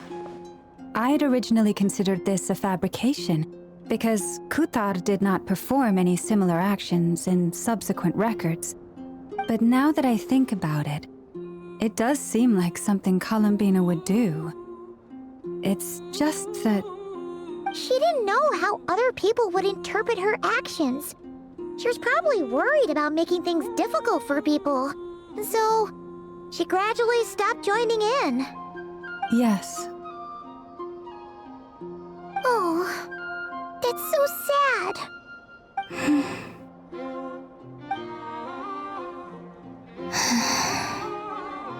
And now, I can make no such gestures of warmth, even if I want to.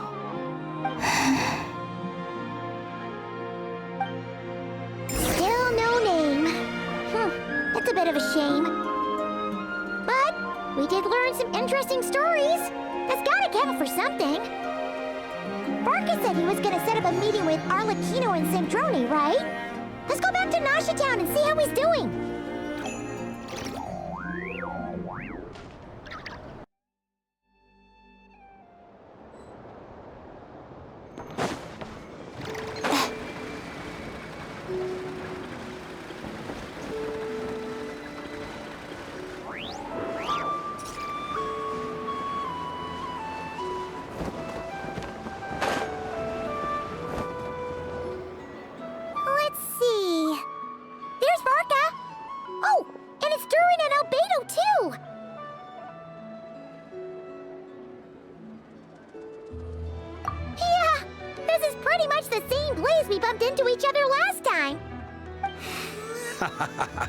I convinced them to stick around a little longer. We were all waiting on people, so I figured having a little company would help pass the time. Ah, so you've been waiting for us? Does this mean that you've already arranged things with the Fatui? Sure does. Now you're back, we can go meet up with them together. How'd your investigation of the Frost Moon Enclave go? Well, we didn't find out Columbina's true name. But apart from that, it went pretty well. Aha, just as well that I didn't tag along then. I'm sure our moon goddess wouldn't want every man and his dog knowing all about her private life. Still, desperate times, desperate measures, I guess. Someone had to do it. So, Varka was waiting on us, but what about you two? Are you waiting for Alice? Oh, no, we already met with her. We discussed that experiment I mentioned to you last time. Oh, and she also handed me this communication device. That's right. I understand she informed you about the relationship between the phantom phenomena and Tevat's borders, yes? She wants me to help her with some more experiments on that front. She said that she'll contact me through this device with more information. Ah, I see. Following instructions and making observations. Pretty common research method. Takes me right back to Albedo's lab. Wait, then who exactly are you meeting? Someone you know. Albedo's met him too. But I don't think Miss Lauma or the Grand Master have been introduced. Introductions are overrated, especially in cases like this. It's you! So? It's not like the academia has prohibitions against going abroad. Also, I applied for leave. I've been writing to Hat Guy since obtaining a human form. I've already brought him up to speed on everything that's been going on in Nodcry. Hat Guy? Turns out, I actually have heard that name before. Oh? Then why did you react the same way I did? I only knew the name, not the fella. But since we're all here, let's do some introductions for what it's worth. I'm Varka. Grand Master of the Knights of Favonius. Lauma, Moon Chanter of the Frost Moon Scions. And I'm a Driosh from the Vahumana Darshan of the Sumeru Academia. Hat guy. Good to see you again, Mr. Guy. I believe we last saw each other on the boat ride here.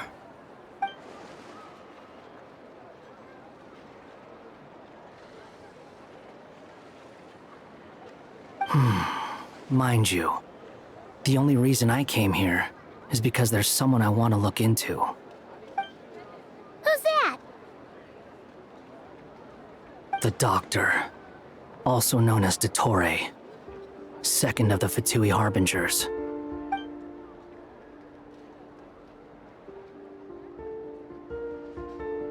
From the tone of your voice, it sounds like there's bad blood between you.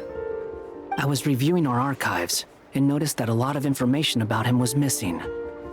Left a bad taste in my mouth. That's all there is to it. Dottore, or Zondik, as he was then known, once studied at the Academia, but he got kicked out before he could graduate. So the Harbinger's #2 man is a college dropout?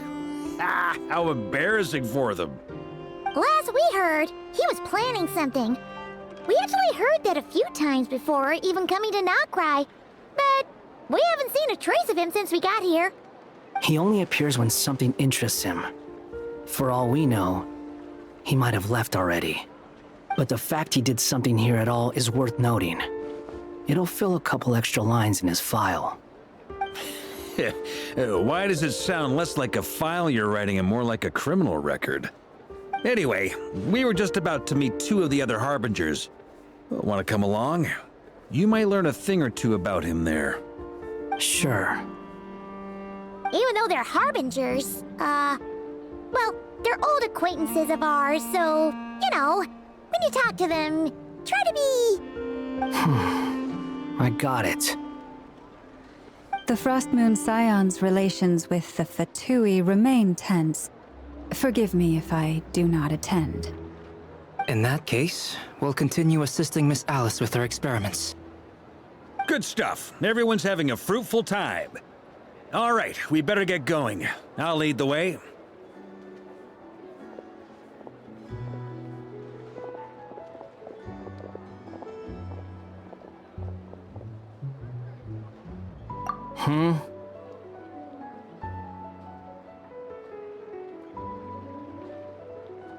Well, yeah, that's obviously part of it. But I'm not the only one who has a score to settle with him. Neither you, nor Lesser Lord Kusanali, nor I want to see him meddling with things again.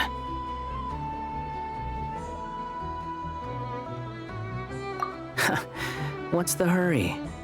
Don't worry. Pigeons always know which way home is.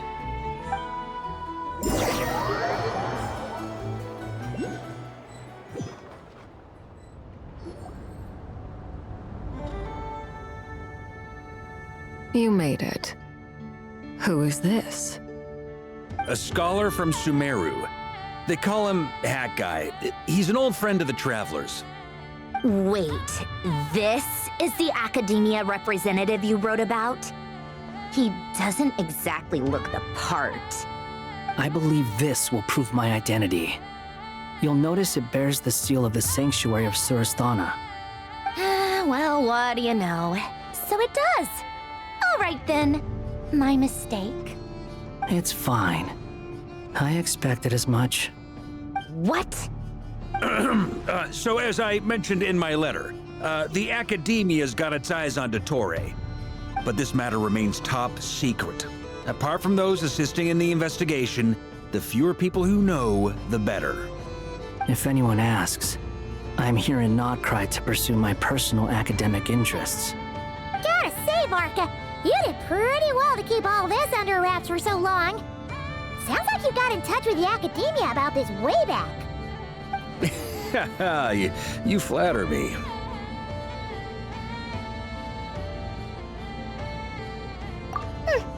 Where do I even start? Remember that time we fought Rerir at Star Sand Shoal? He sure let me have it then, didn't he? I'll bet Dottore had that all sketched out, with me as his convenient little pawn. He could not care less about us if he tried, but hey! The feeling's mutual. Does Dottore really strike you as the sort who values his relationships with his colleagues? Fair point. Definitely not. Which is why I always keep my guard up whenever he starts making suspicious moves. To that extent, our motivations align. On top of which, I consider you trustworthy people. Now, back on topic. In the wake of the Reikir of Solnari episode, Sandrone and I grew suspicious about Dottore's complete inaction during the entire affair.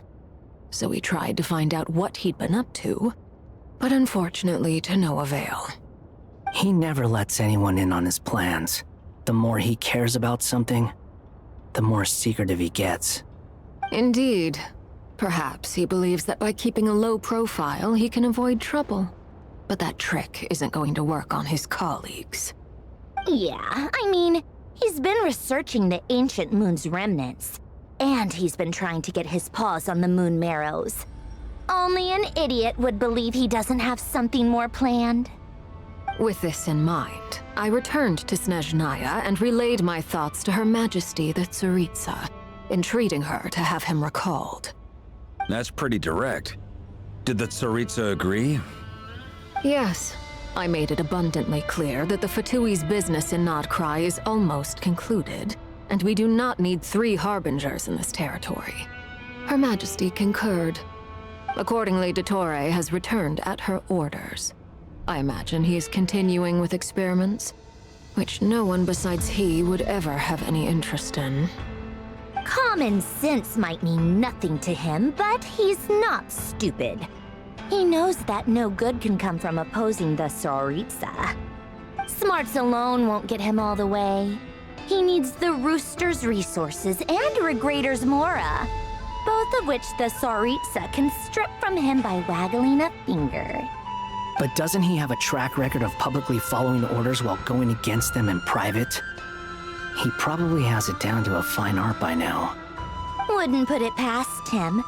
We worked together on a research project once. Only briefly, but it was enough to show me that we're fundamentally different people. He has no interest in doing things methodically, stage by stage. His thoughts jump all over the place, and the moment his curiosity is satisfied, or he gets the results he wants, he disappears. The only similarity we share is that, once we set our minds on doing something, we will see it done, whatever it takes. Well, we definitely saw some of that in your battle with Rerir. You got so competitive. Ugh, do not remind me. Then I believe we all concur. Dottore will not simply give up. Fantastic. Now this is turning into a whole day of unpleasant memories. Ugh. Are you talking about the moon marrow stuff? He also strikes me as the kind of person to disregard experimental regulations, ruin all the equipment, and go way over budget. Then leave the first person he can find to deal with the fallout. Exactly. This one time, he was running some high-temperature experiment and the substance exploded. But does he care? No. He orders his subordinates to open the device so he can observe the results, which causes the gas inside to leak out. That gas was poisonous. If I hadn't been there, who knows how many people might have died. And after all that, he left. While I was still cleaning up after his mess. What a waste of time, he said. Waste of time? The nerve! He wasted my time! You've been bottling that up for a while, huh? Hat guy, I must say, you seem awfully familiar with internal Fatui affairs, especially when it comes to Dottore. Thank you, Lady Harbingers, for providing such valuable information. I have no other questions for now, so I'll be on my way. Wait, what? You're just gonna leave? You're welcome to join if you want. Ugh. Just when Paimon thought he'd finally mellowed out. He makes quite the impression. I'll say. I've met tons of headstrong people, but not many of them would join me in bad-mouthing Dottore. Anyway, back to the main agenda. Barca, you said that Columbina has gone missing? Or rather, disappeared. Yeah. We're working on building a connection between her and this world. The simplest method is to find out her real name. I've actually asked her that question before, but she said she didn't know. Considering our relationship, I doubt she was lying to me. As far as I recall, she was never dispatched by Her Majesty to claim a gnosis or anything like that. That Tsaritsa's plans had long contained a place specifically for her. I always thought that was weird. What could she do that the rest of us couldn't? Knowing what we do now, it's probably something related to Kavaki, right? More than likely. When she first arrived, Columbina would often go to Her Majesty and ask when she could start the task assigned to her. But Her Majesty always gave the same reply. The time has not yet come. So she spent her days in Snezhnaya doing basically nothing. The Tsaritsa has summoned a beautiful blind maiden to be a harbinger, giving her the third seat by virtue only of her enchanting voice. It was a dumb and stupid rumor, but the reality of the situation made it hard to refute. And what happened after that? I imagine she stopped caring. She no longer seemed to care why she had been recruited, and Her Majesty never gave her any missions, so she just continued to sing in the flower garden. For my part, I was busy. So busy, in fact, that watching someone be that idol had me fuming. But still, I got the sense that she had long been used to a life of other people claiming she was needed when she wasn't. I just felt that having a place to stay would cost me something eventually. And so I waited quietly for the day that I would have to pay the price. And on the other end of that spectrum, you had me. Someone once told me that I had the lousiest work and the toughest luck. That's a good way of putting it. I forget who said it, but those words have always stuck with me.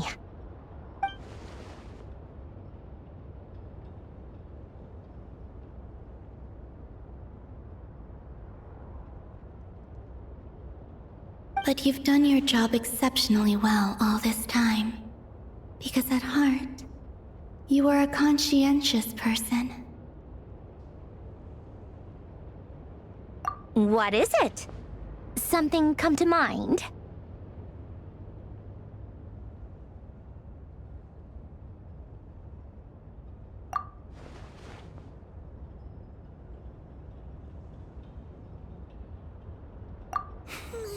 That makes sense.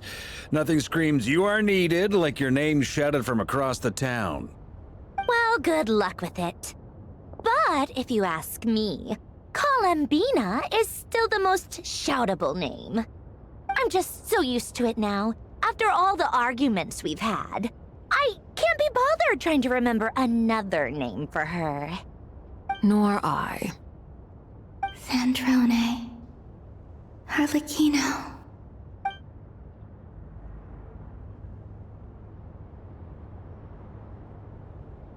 Huh! It's a Sealy! Does that mean Nicole has news for us? Ladies, I thank you for your hospitality. If the chance ever comes up, I definitely owe you both a drink sometime. I'm sure it will. You can make your own way out. Heck, you've been here enough times, you probably know your way around better than I do. Okay! Time to do what adventurers do best. Follow that Sealy!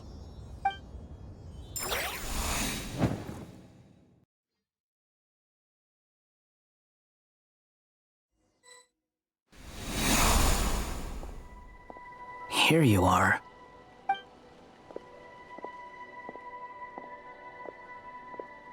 Oh, hat guy. How come you're back so soon? Did things go all right with the Fatui? Fine. Totori's been summoned home by the Tsaritsa. Couldn't get much more than that. How about you? Any progress with the investigation? Unfortunately not. We've tried everything. Different phantoms, different locations, different points in history. But the results were the same each time. Abyssal monsters roaming the land. People crying out in despair, with no hope of being rescued. Every time I see it, I can't help but think, is this what it was like in Mondstadt when Dragonspine Durin attacked? And if I fail in the task I've been given, will I create yet another tragedy? That's just meaningless speculation. When we encountered similar phenomena previously, I tried to interfere with those illusions, using sounds and lights to guide them. However, we could not change their fates. At most, we were able to extend their existences. The events of the past are like fate that has been written into Irminsul. There isn't a living thing in Teyvat that can escape its past. But Miss Alice instructed us to try to find ways to change the outcome that these phantoms face. It's an impossible task. Can't you just refuse? Since she asked us to do this, I feel like it can't truly be impossible. Or if it is, well, mages can make the impossible possible. I could not have been born as Durin otherwise. But you also said that your past 39 attempts were fruitless. That's true. But you're still going. Yes. After this many futile attempts, surely you realize that you're not doing this because you still believe what some mage told you. It's because you want her hypothesis to come true. It's something you wish for deep inside. So, think for yourself about what you want to do. As long as you don't believe it's futile, it isn't. Yeah. Previous experience indicates that we cannot touch the phantoms, which limits the effectiveness of our interventions. If we want to clear this hurdle, we need to break this rule somehow. Same thought here. Following the same rules means repeating the same failures. Reducing ourselves to mere playthings of fate. So you mean we need to figure out a way to make contact with them despite knowing that we can't? Yes, and I suspect that's something only you are capable of. Everything in Teyvat is logged in Irminsul, but the withering that once occurred in Sumeru was a sign that the Great World Tree was being corrupted. This corruption allowed things that should not have existed in Teyvat to appear. This is tantamount to rewriting reality to an extent. You're saying abyssal power might be able to affect those phantoms? No one's ever tried it before. If you're gonna try it, it'll take courage. And you have to be confident that you can control it. Is anyone there? Has anyone seen my daughter? She's missing. I have to find her. I hear someone inside. Spargana? Are you in there?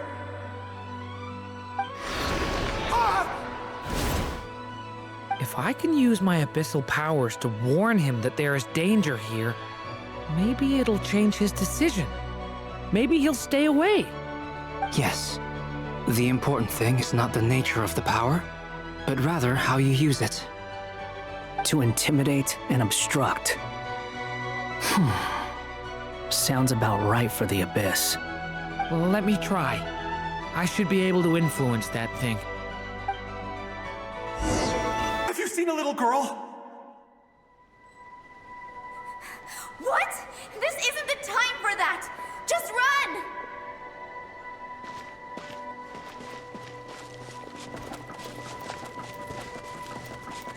I hear someone inside. Spargana? Are you in there?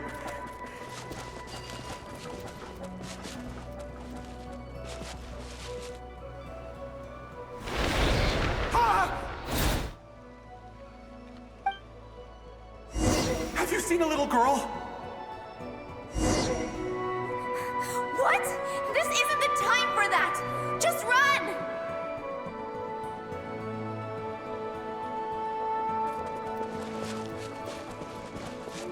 I hear someone inside. Spargana? Are you in there? What is this? Looks dangerous. I should get out of here.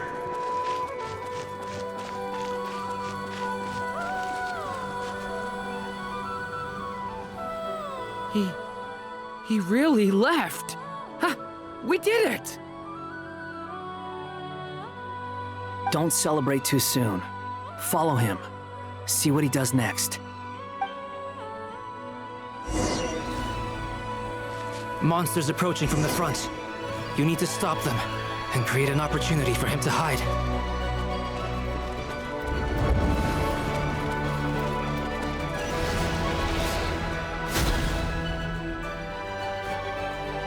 Help me!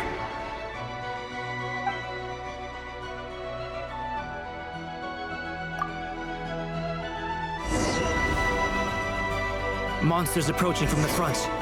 You need to stop them and create an opportunity for him to hide.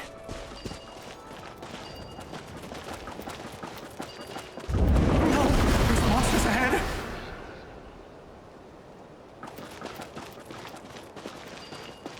Wait, is that the barrier I saw earlier? Why is it appearing now? It's as if someone's controlling it.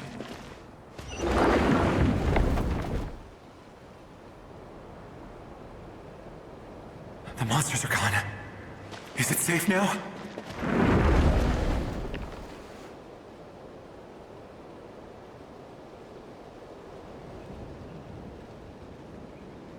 The barrier's gone too. How odd. Anyway, I guess I'll keep going. Quickly, let's keep up.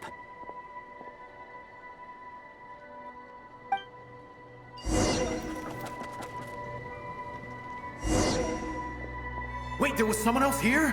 Don't go any further. We've got anti-monster traps laid out everywhere. But my daughter must just be up ahead. I have to go. This way's blocked.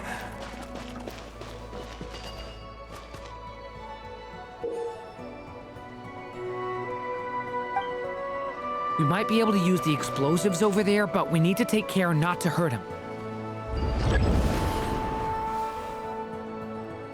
I'll use the barrier to keep him at a safe distance. This barrier seems to be helping me somehow. Hey, wake up! Oh, no good. Gotta keep moving ahead.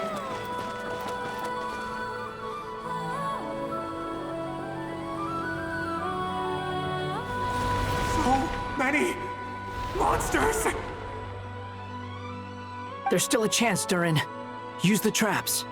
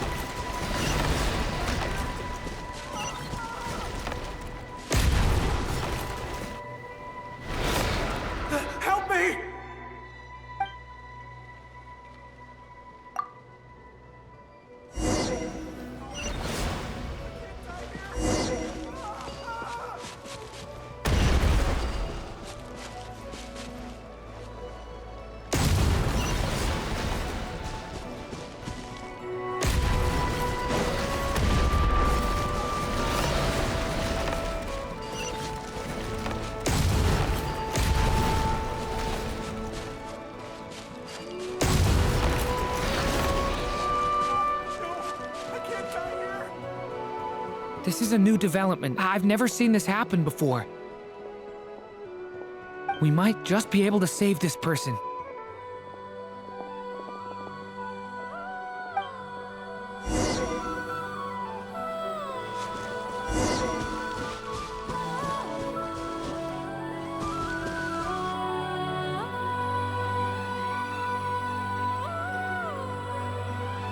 Hello there. Have you seen my daughter? Spargana's her name. She's carrying a large backpack. Get out while you still can, you fool. You won't find any survivors here. But I can't just leave her here. She must be so scared right now. Sorry. Wish I could help, but I haven't seen her. You'll just have to keep looking. Okay, thank you. If I do find her, I'll get her to shelter and come back for you. Don't bother. I've got nowhere left to go.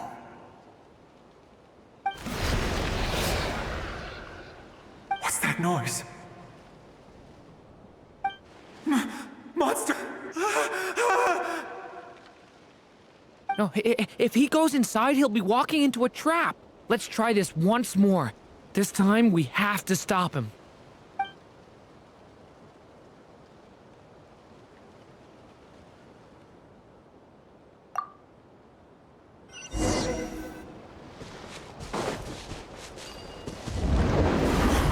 Why?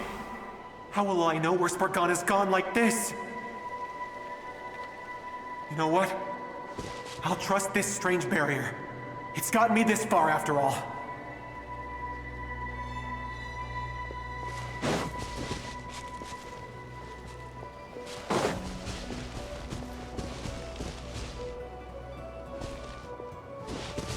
Spargana, are you there?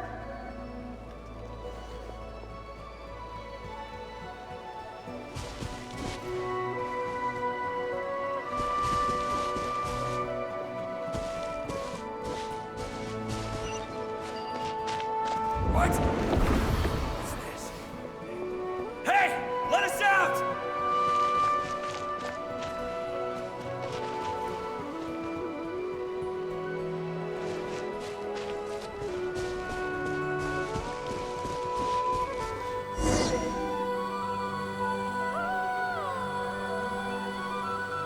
Huh?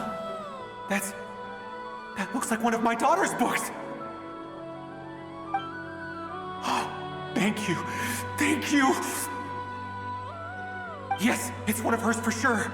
That's her name on it right there. She left her backpack here.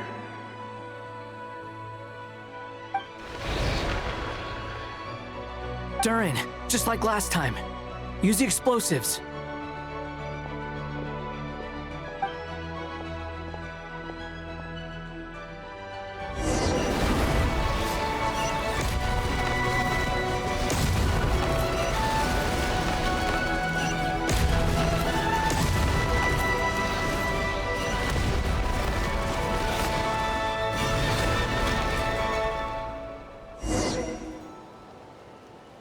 It won't work. There's not enough left. If he makes it in, he'll die. But then, this clue could be the key to him finding his daughter. It might not be the only one. Better he misses that clue than loses his life. I guess so.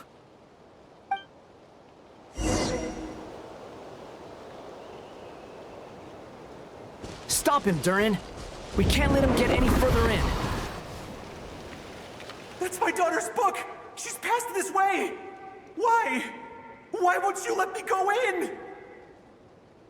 I've searched and searched and searched just for this! But how will I find her without any clues? I no longer have anywhere else to go.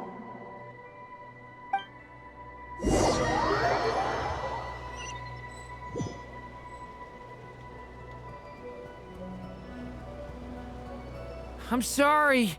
I'm so sorry. He refuses to go anywhere else. Whether he opens this door or not, all that awaits him now is death. We couldn't change his fate. Albedo? Hat Guy? Let's try one more time. I don't know how we're gonna do this, but I don't want to give up either.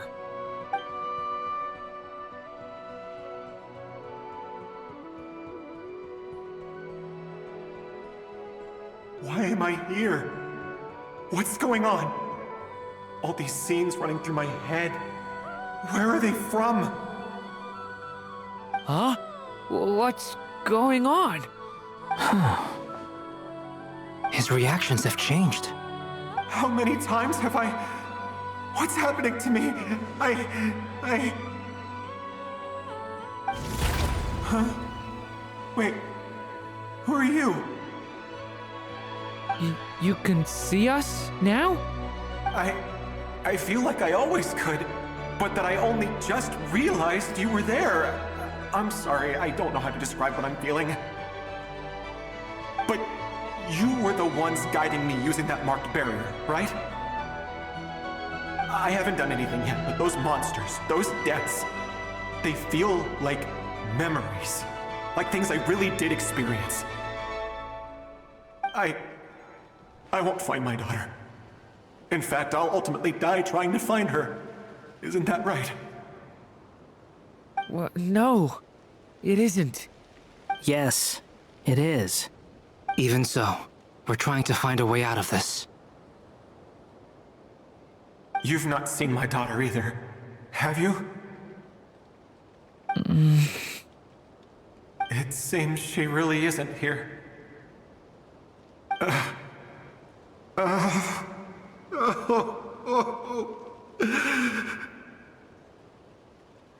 I'm sorry we couldn't help you.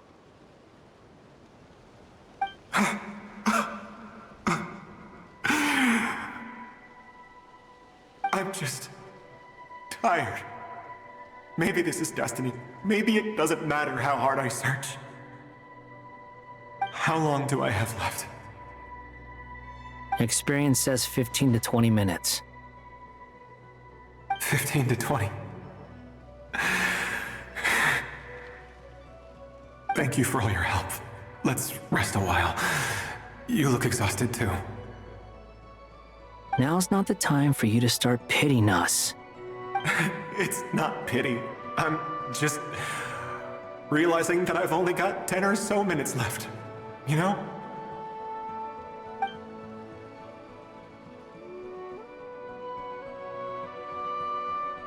You say you're from Mondstadt, yes? A place with windmills, where people enjoy limitless freedom? And you're from Sumeru, where they've built an academy into a giant tree? Yes. It seems you've never heard of either place. Those names are unknown to me, I'm afraid, yes. Have you heard of Hyperborea? I have, but I heard that it was destroyed in the distant past. I see. That was where my ancestors once lived. What about Delphi Pytho? Was it later rebuilt? I've never heard that name. Then what about Salvindagnir? I have seen that name on stone tablets on Dragonspine. But I'm afraid the only things left of that place are its ruins. I see. Sure enough, there was no way to turn this around, huh? I'm sorry. I was the one who asked to chat, but it seems like we're too many ages apart. There's barely any common ground to start from. It's all right. We did hear something new, at least. From how you speak of your lives, things must be going all right for you, I guess. They are. Mondstadt is a place of freedom and happiness. There's a lot of good people in the church and the Knights of Favonius, and even outsiders find that it's an easy place to feel at home. We have festivals a few times a year. Everyone gets together to drink, sing, and be merry. Sumeru is a lot more uptight. Not really the kind of place where you can relax. It's a nation fraught with problems wherever you look. But if all you want in life is to seek knowledge, I guess it's pretty much paradise. That's wonderful. In other words, after this all-devouring black tide passed, humanity did not merely avoid extinction, but rose to build prosperous civilizations anew. I mean, I can see you all right now. That must mean the future isn't a total mess, right? That's true. Well, time's almost up. Let's part ways, I think. Might be best if you don't waste too much time on me. The chances are slim, I know, but I'd like to spend these last few minutes looking for Spargana. If things work out, I'd love to tell her about what I've heard. May we meet again. Well, or not, most probably. In that case, may your wishes come true.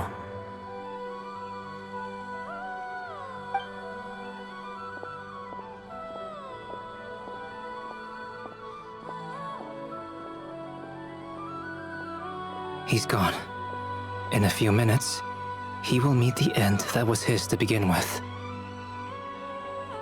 The ending of this tale did not change, but I believe that we've just made the most progress we have yet.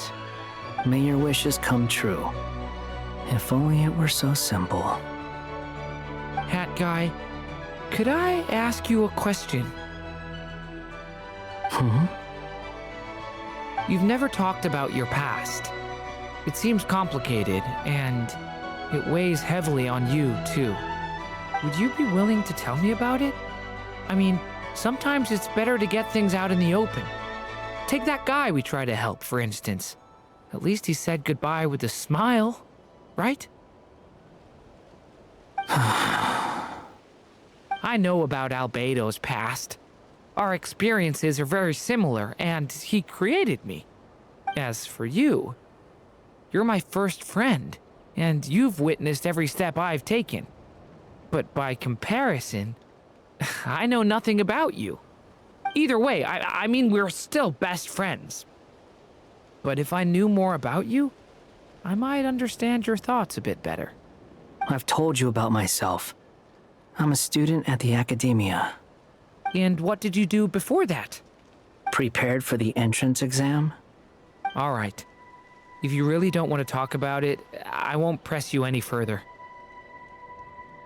I was a puppet built from the branches of a white tree, using technology left behind by the Conrian schools of mechanical engineering. A white tree? You mean an Irminsul tree? Yes. A branch of Irminsul that was once connected to the main tree. So you had a human creator too? Yeah. But my creator abandoned me after deciding that I was a failure. After that,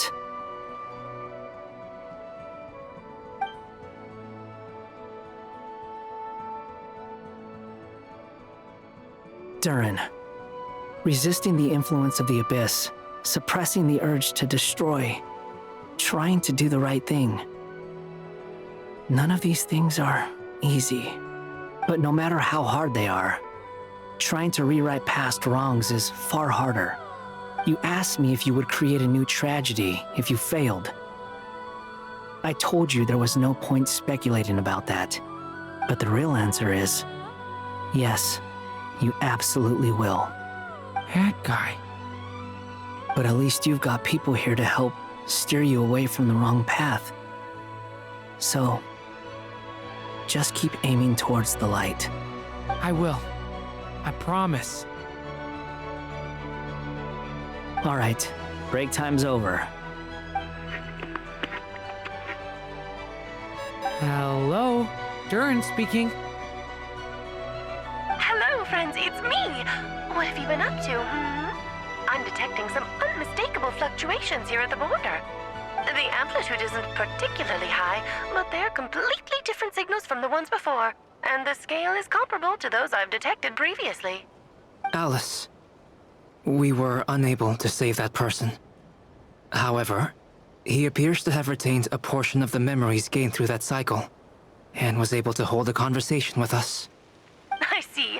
Well, that is rather odd indeed. It definitely merits further attention. Could I trouble you to keep trying the same approach? I need to gather some more data. Counting on you. I should probably have Nicole come and check this out as well.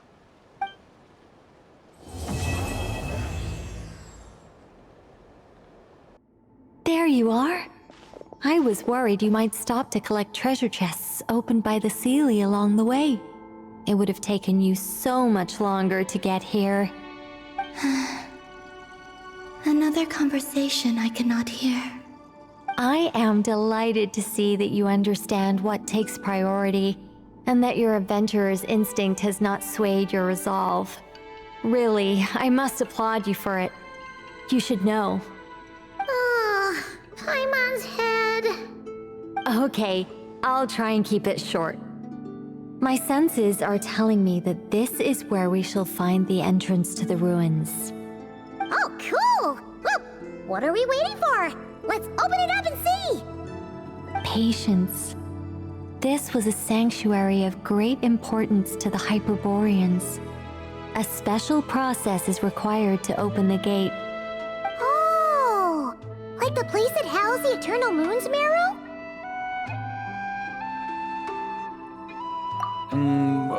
Okay, so what's the plan? Need us to do anything? And just the short version, if you can. Alright then. I was planning to start with some background on the invention of these techniques. Are you sure you don't want to hear it? It's quite informative. Remember what you were saying about priorities? Fine. Simply put, we need 3 human representatives to successfully undergo a process of Kuvaki resonance. Think of it as a test from the 3 moon goddesses to see if the entrants are qualified, with the most recognizable qualification being Kuvaki. Pretty sure Lauma would ace that test. Oh, wait. But we need 3 people. I also have no doubt that the Moon Chanter would be qualified. But we would need 2 other people with the same constitution. Therefore, the most feasible method is not so much to follow the rules, but to figure out how the test functions and find a workaround. I've done some research, and it turns out the mechanism is rather crude. We'll simply need humans to stand before it who have sufficient Kuvaki energy within them. I'm with you so far. How do we get the Kuvaki in them? The easiest way would be transfusion. Take some Kuvaki from Nodcry's soil, put it into the bloodstream, and get it circulating in the body. So we're going to cheat on the test? Precisely. There are other methods, but this is the simplest one. Cheating the system is much easier than trying to hide from it. Sorry? Does the idea of cheating upset you, Miss Lauma? No, that's not it. I suddenly had an idea. Oh, what is it? It's about Moon Prayer Night. I figured out a way for Kuthar to join in the festivities. But as Paimon said, we need to have our priorities straight. Let's get back to the test. I'll follow up with Nefer on the festival arrangements. Oh, okay. Anyway, is this really the best method we have? A Kuvaki transfusion sounds dangerous, no matter how you slice it. If you think that's dangerous, wait till you hear the other methods. I'd be more than happy to go through them if you'd like. There are several. No need, we're good. Let's go with this one. Very well. Kuvaki transfusion it is. Now, I should mention that the risks can be greater or lower depending on individual compatibility. It would be rash to simply infuse the Kuvaki and hope for the best. If the body rejects it, the reaction can be quite severe. The symptoms are similar to another condition that some people living here suffer from, known as congenital Kuvaki sensitivity.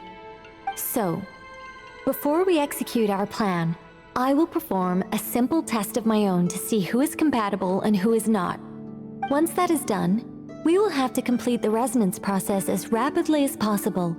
The participants must remain stationary while the Kuvaki circulates and bonds with them, and they mustn't eat or drink anything. That's some hardcore fasting. They'll all be monks by the time they're through.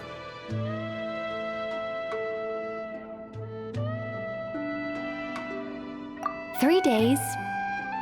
Oh, that's so long! And we still need to find 2 more people who are not just compatible, but also willing to volunteer. Fasting? What are they talking about? Really? Don't you want to think this through? Haha, count me in too. 3 days without food? I can handle that. Miss Nicole has made it clear that this is the easiest way. The way I see it, there's nothing else to discuss. It's time to step up.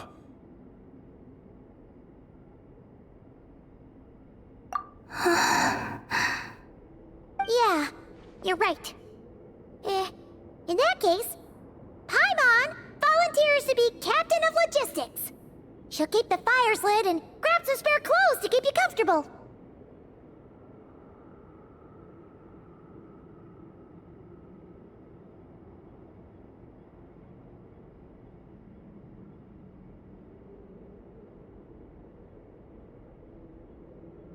Then we'll start with you first, Traveler.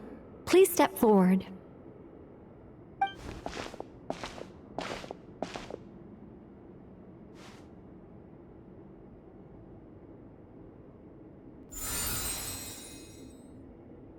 How's it going? Do you feel anything?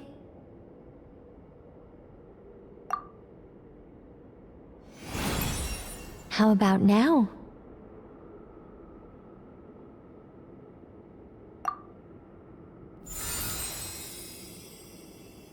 And now?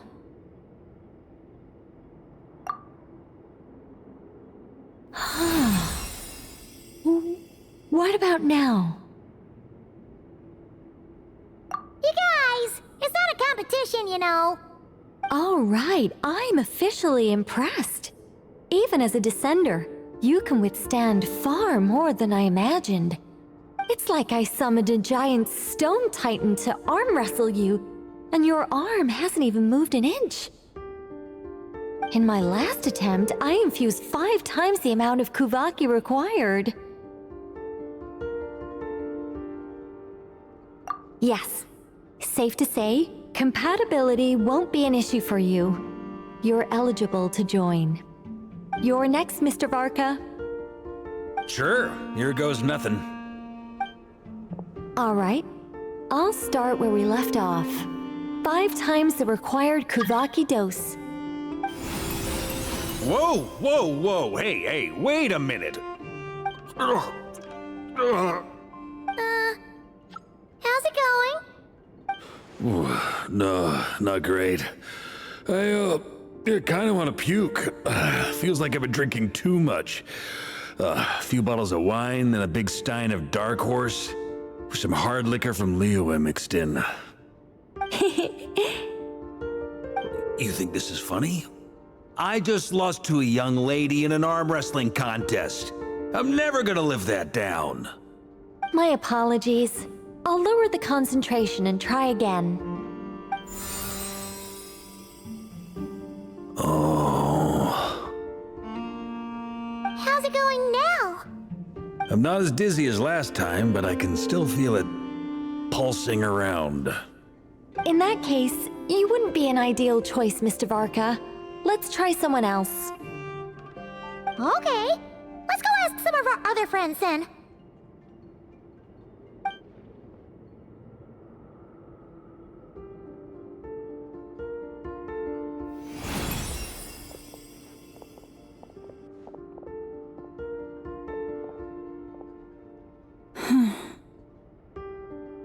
No surprises here, Miss Moonchanter.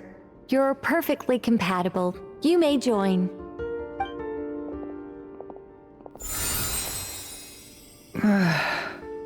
I'm getting a slight headache. Shame. You were so close. Whoa! I'm itching all over! Allergic reaction. We can't have that. Huh? Well, are you gonna start Part of what? The Hexen Circle is an organization that cares for and protects children. We will not have them do dangerous things. Not even tests.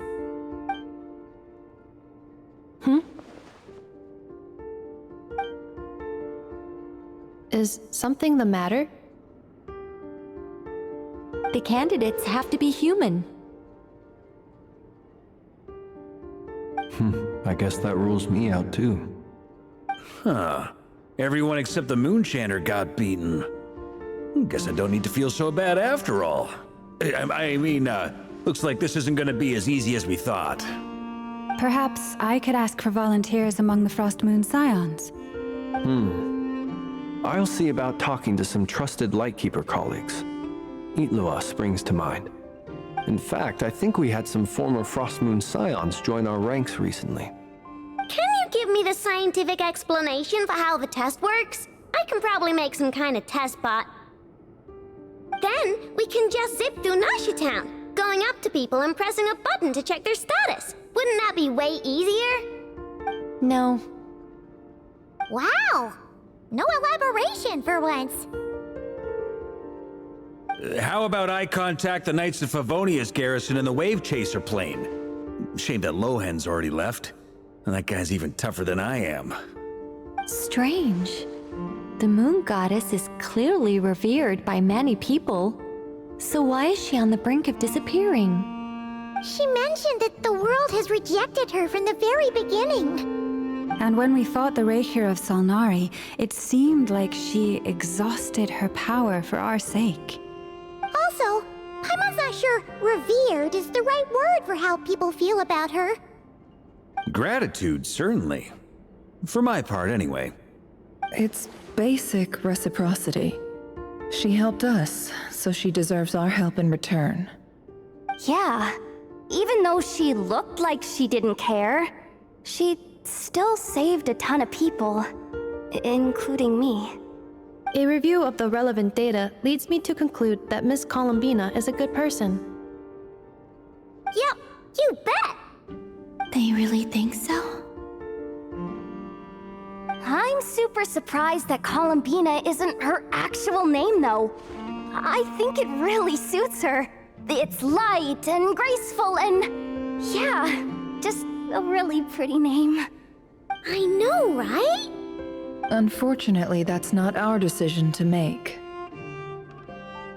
Columbina. That was the code name the Fatui gave me. But it also came up in the song I heard when I was born. But... is that really all there is to it? What do I truly think of my own name? Is there anyone left who will still call me by that name?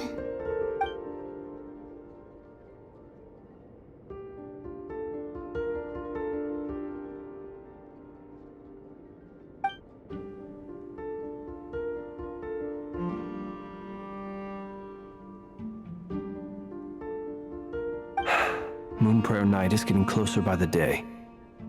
We're running out of time. We need to look for other candidates. Then allow me to try. Huh? What are you doing here? You contacted your friends via the Adventurers Guild. Sandrone has been keeping an eye out for something like that, so she informed me. Since I have the ability to accommodate a moon marrow, I should prove to be a suitable candidate. Arlecchino. When can we begin? I see. We can begin right away.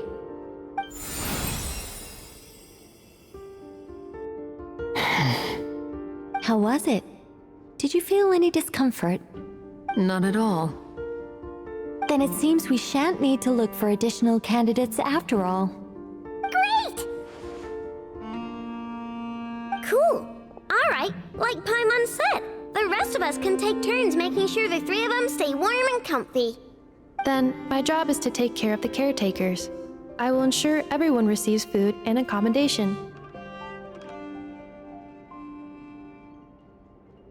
I'm ready as well.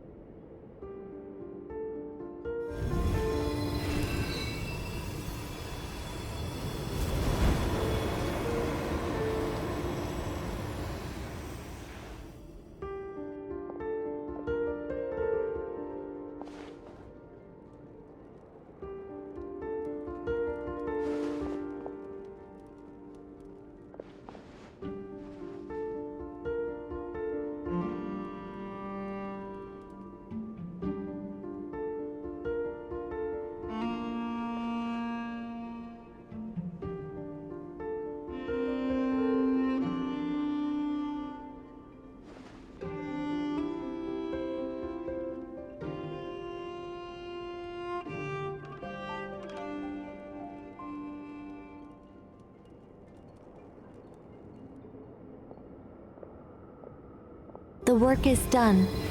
The sacred scroll shut. The stars grow dim, the people silent. The white sun sets, the silver moon rises. O path to the temple, appear now before us.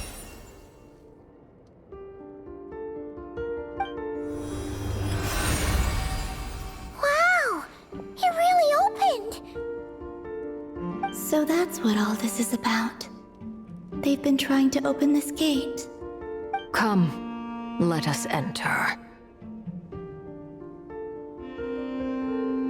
It might be best to eat something first. Take care to chew properly and swallow slowly. It will give your body time to readjust to the digestion process. They will head in soon. They will need to enter this gate.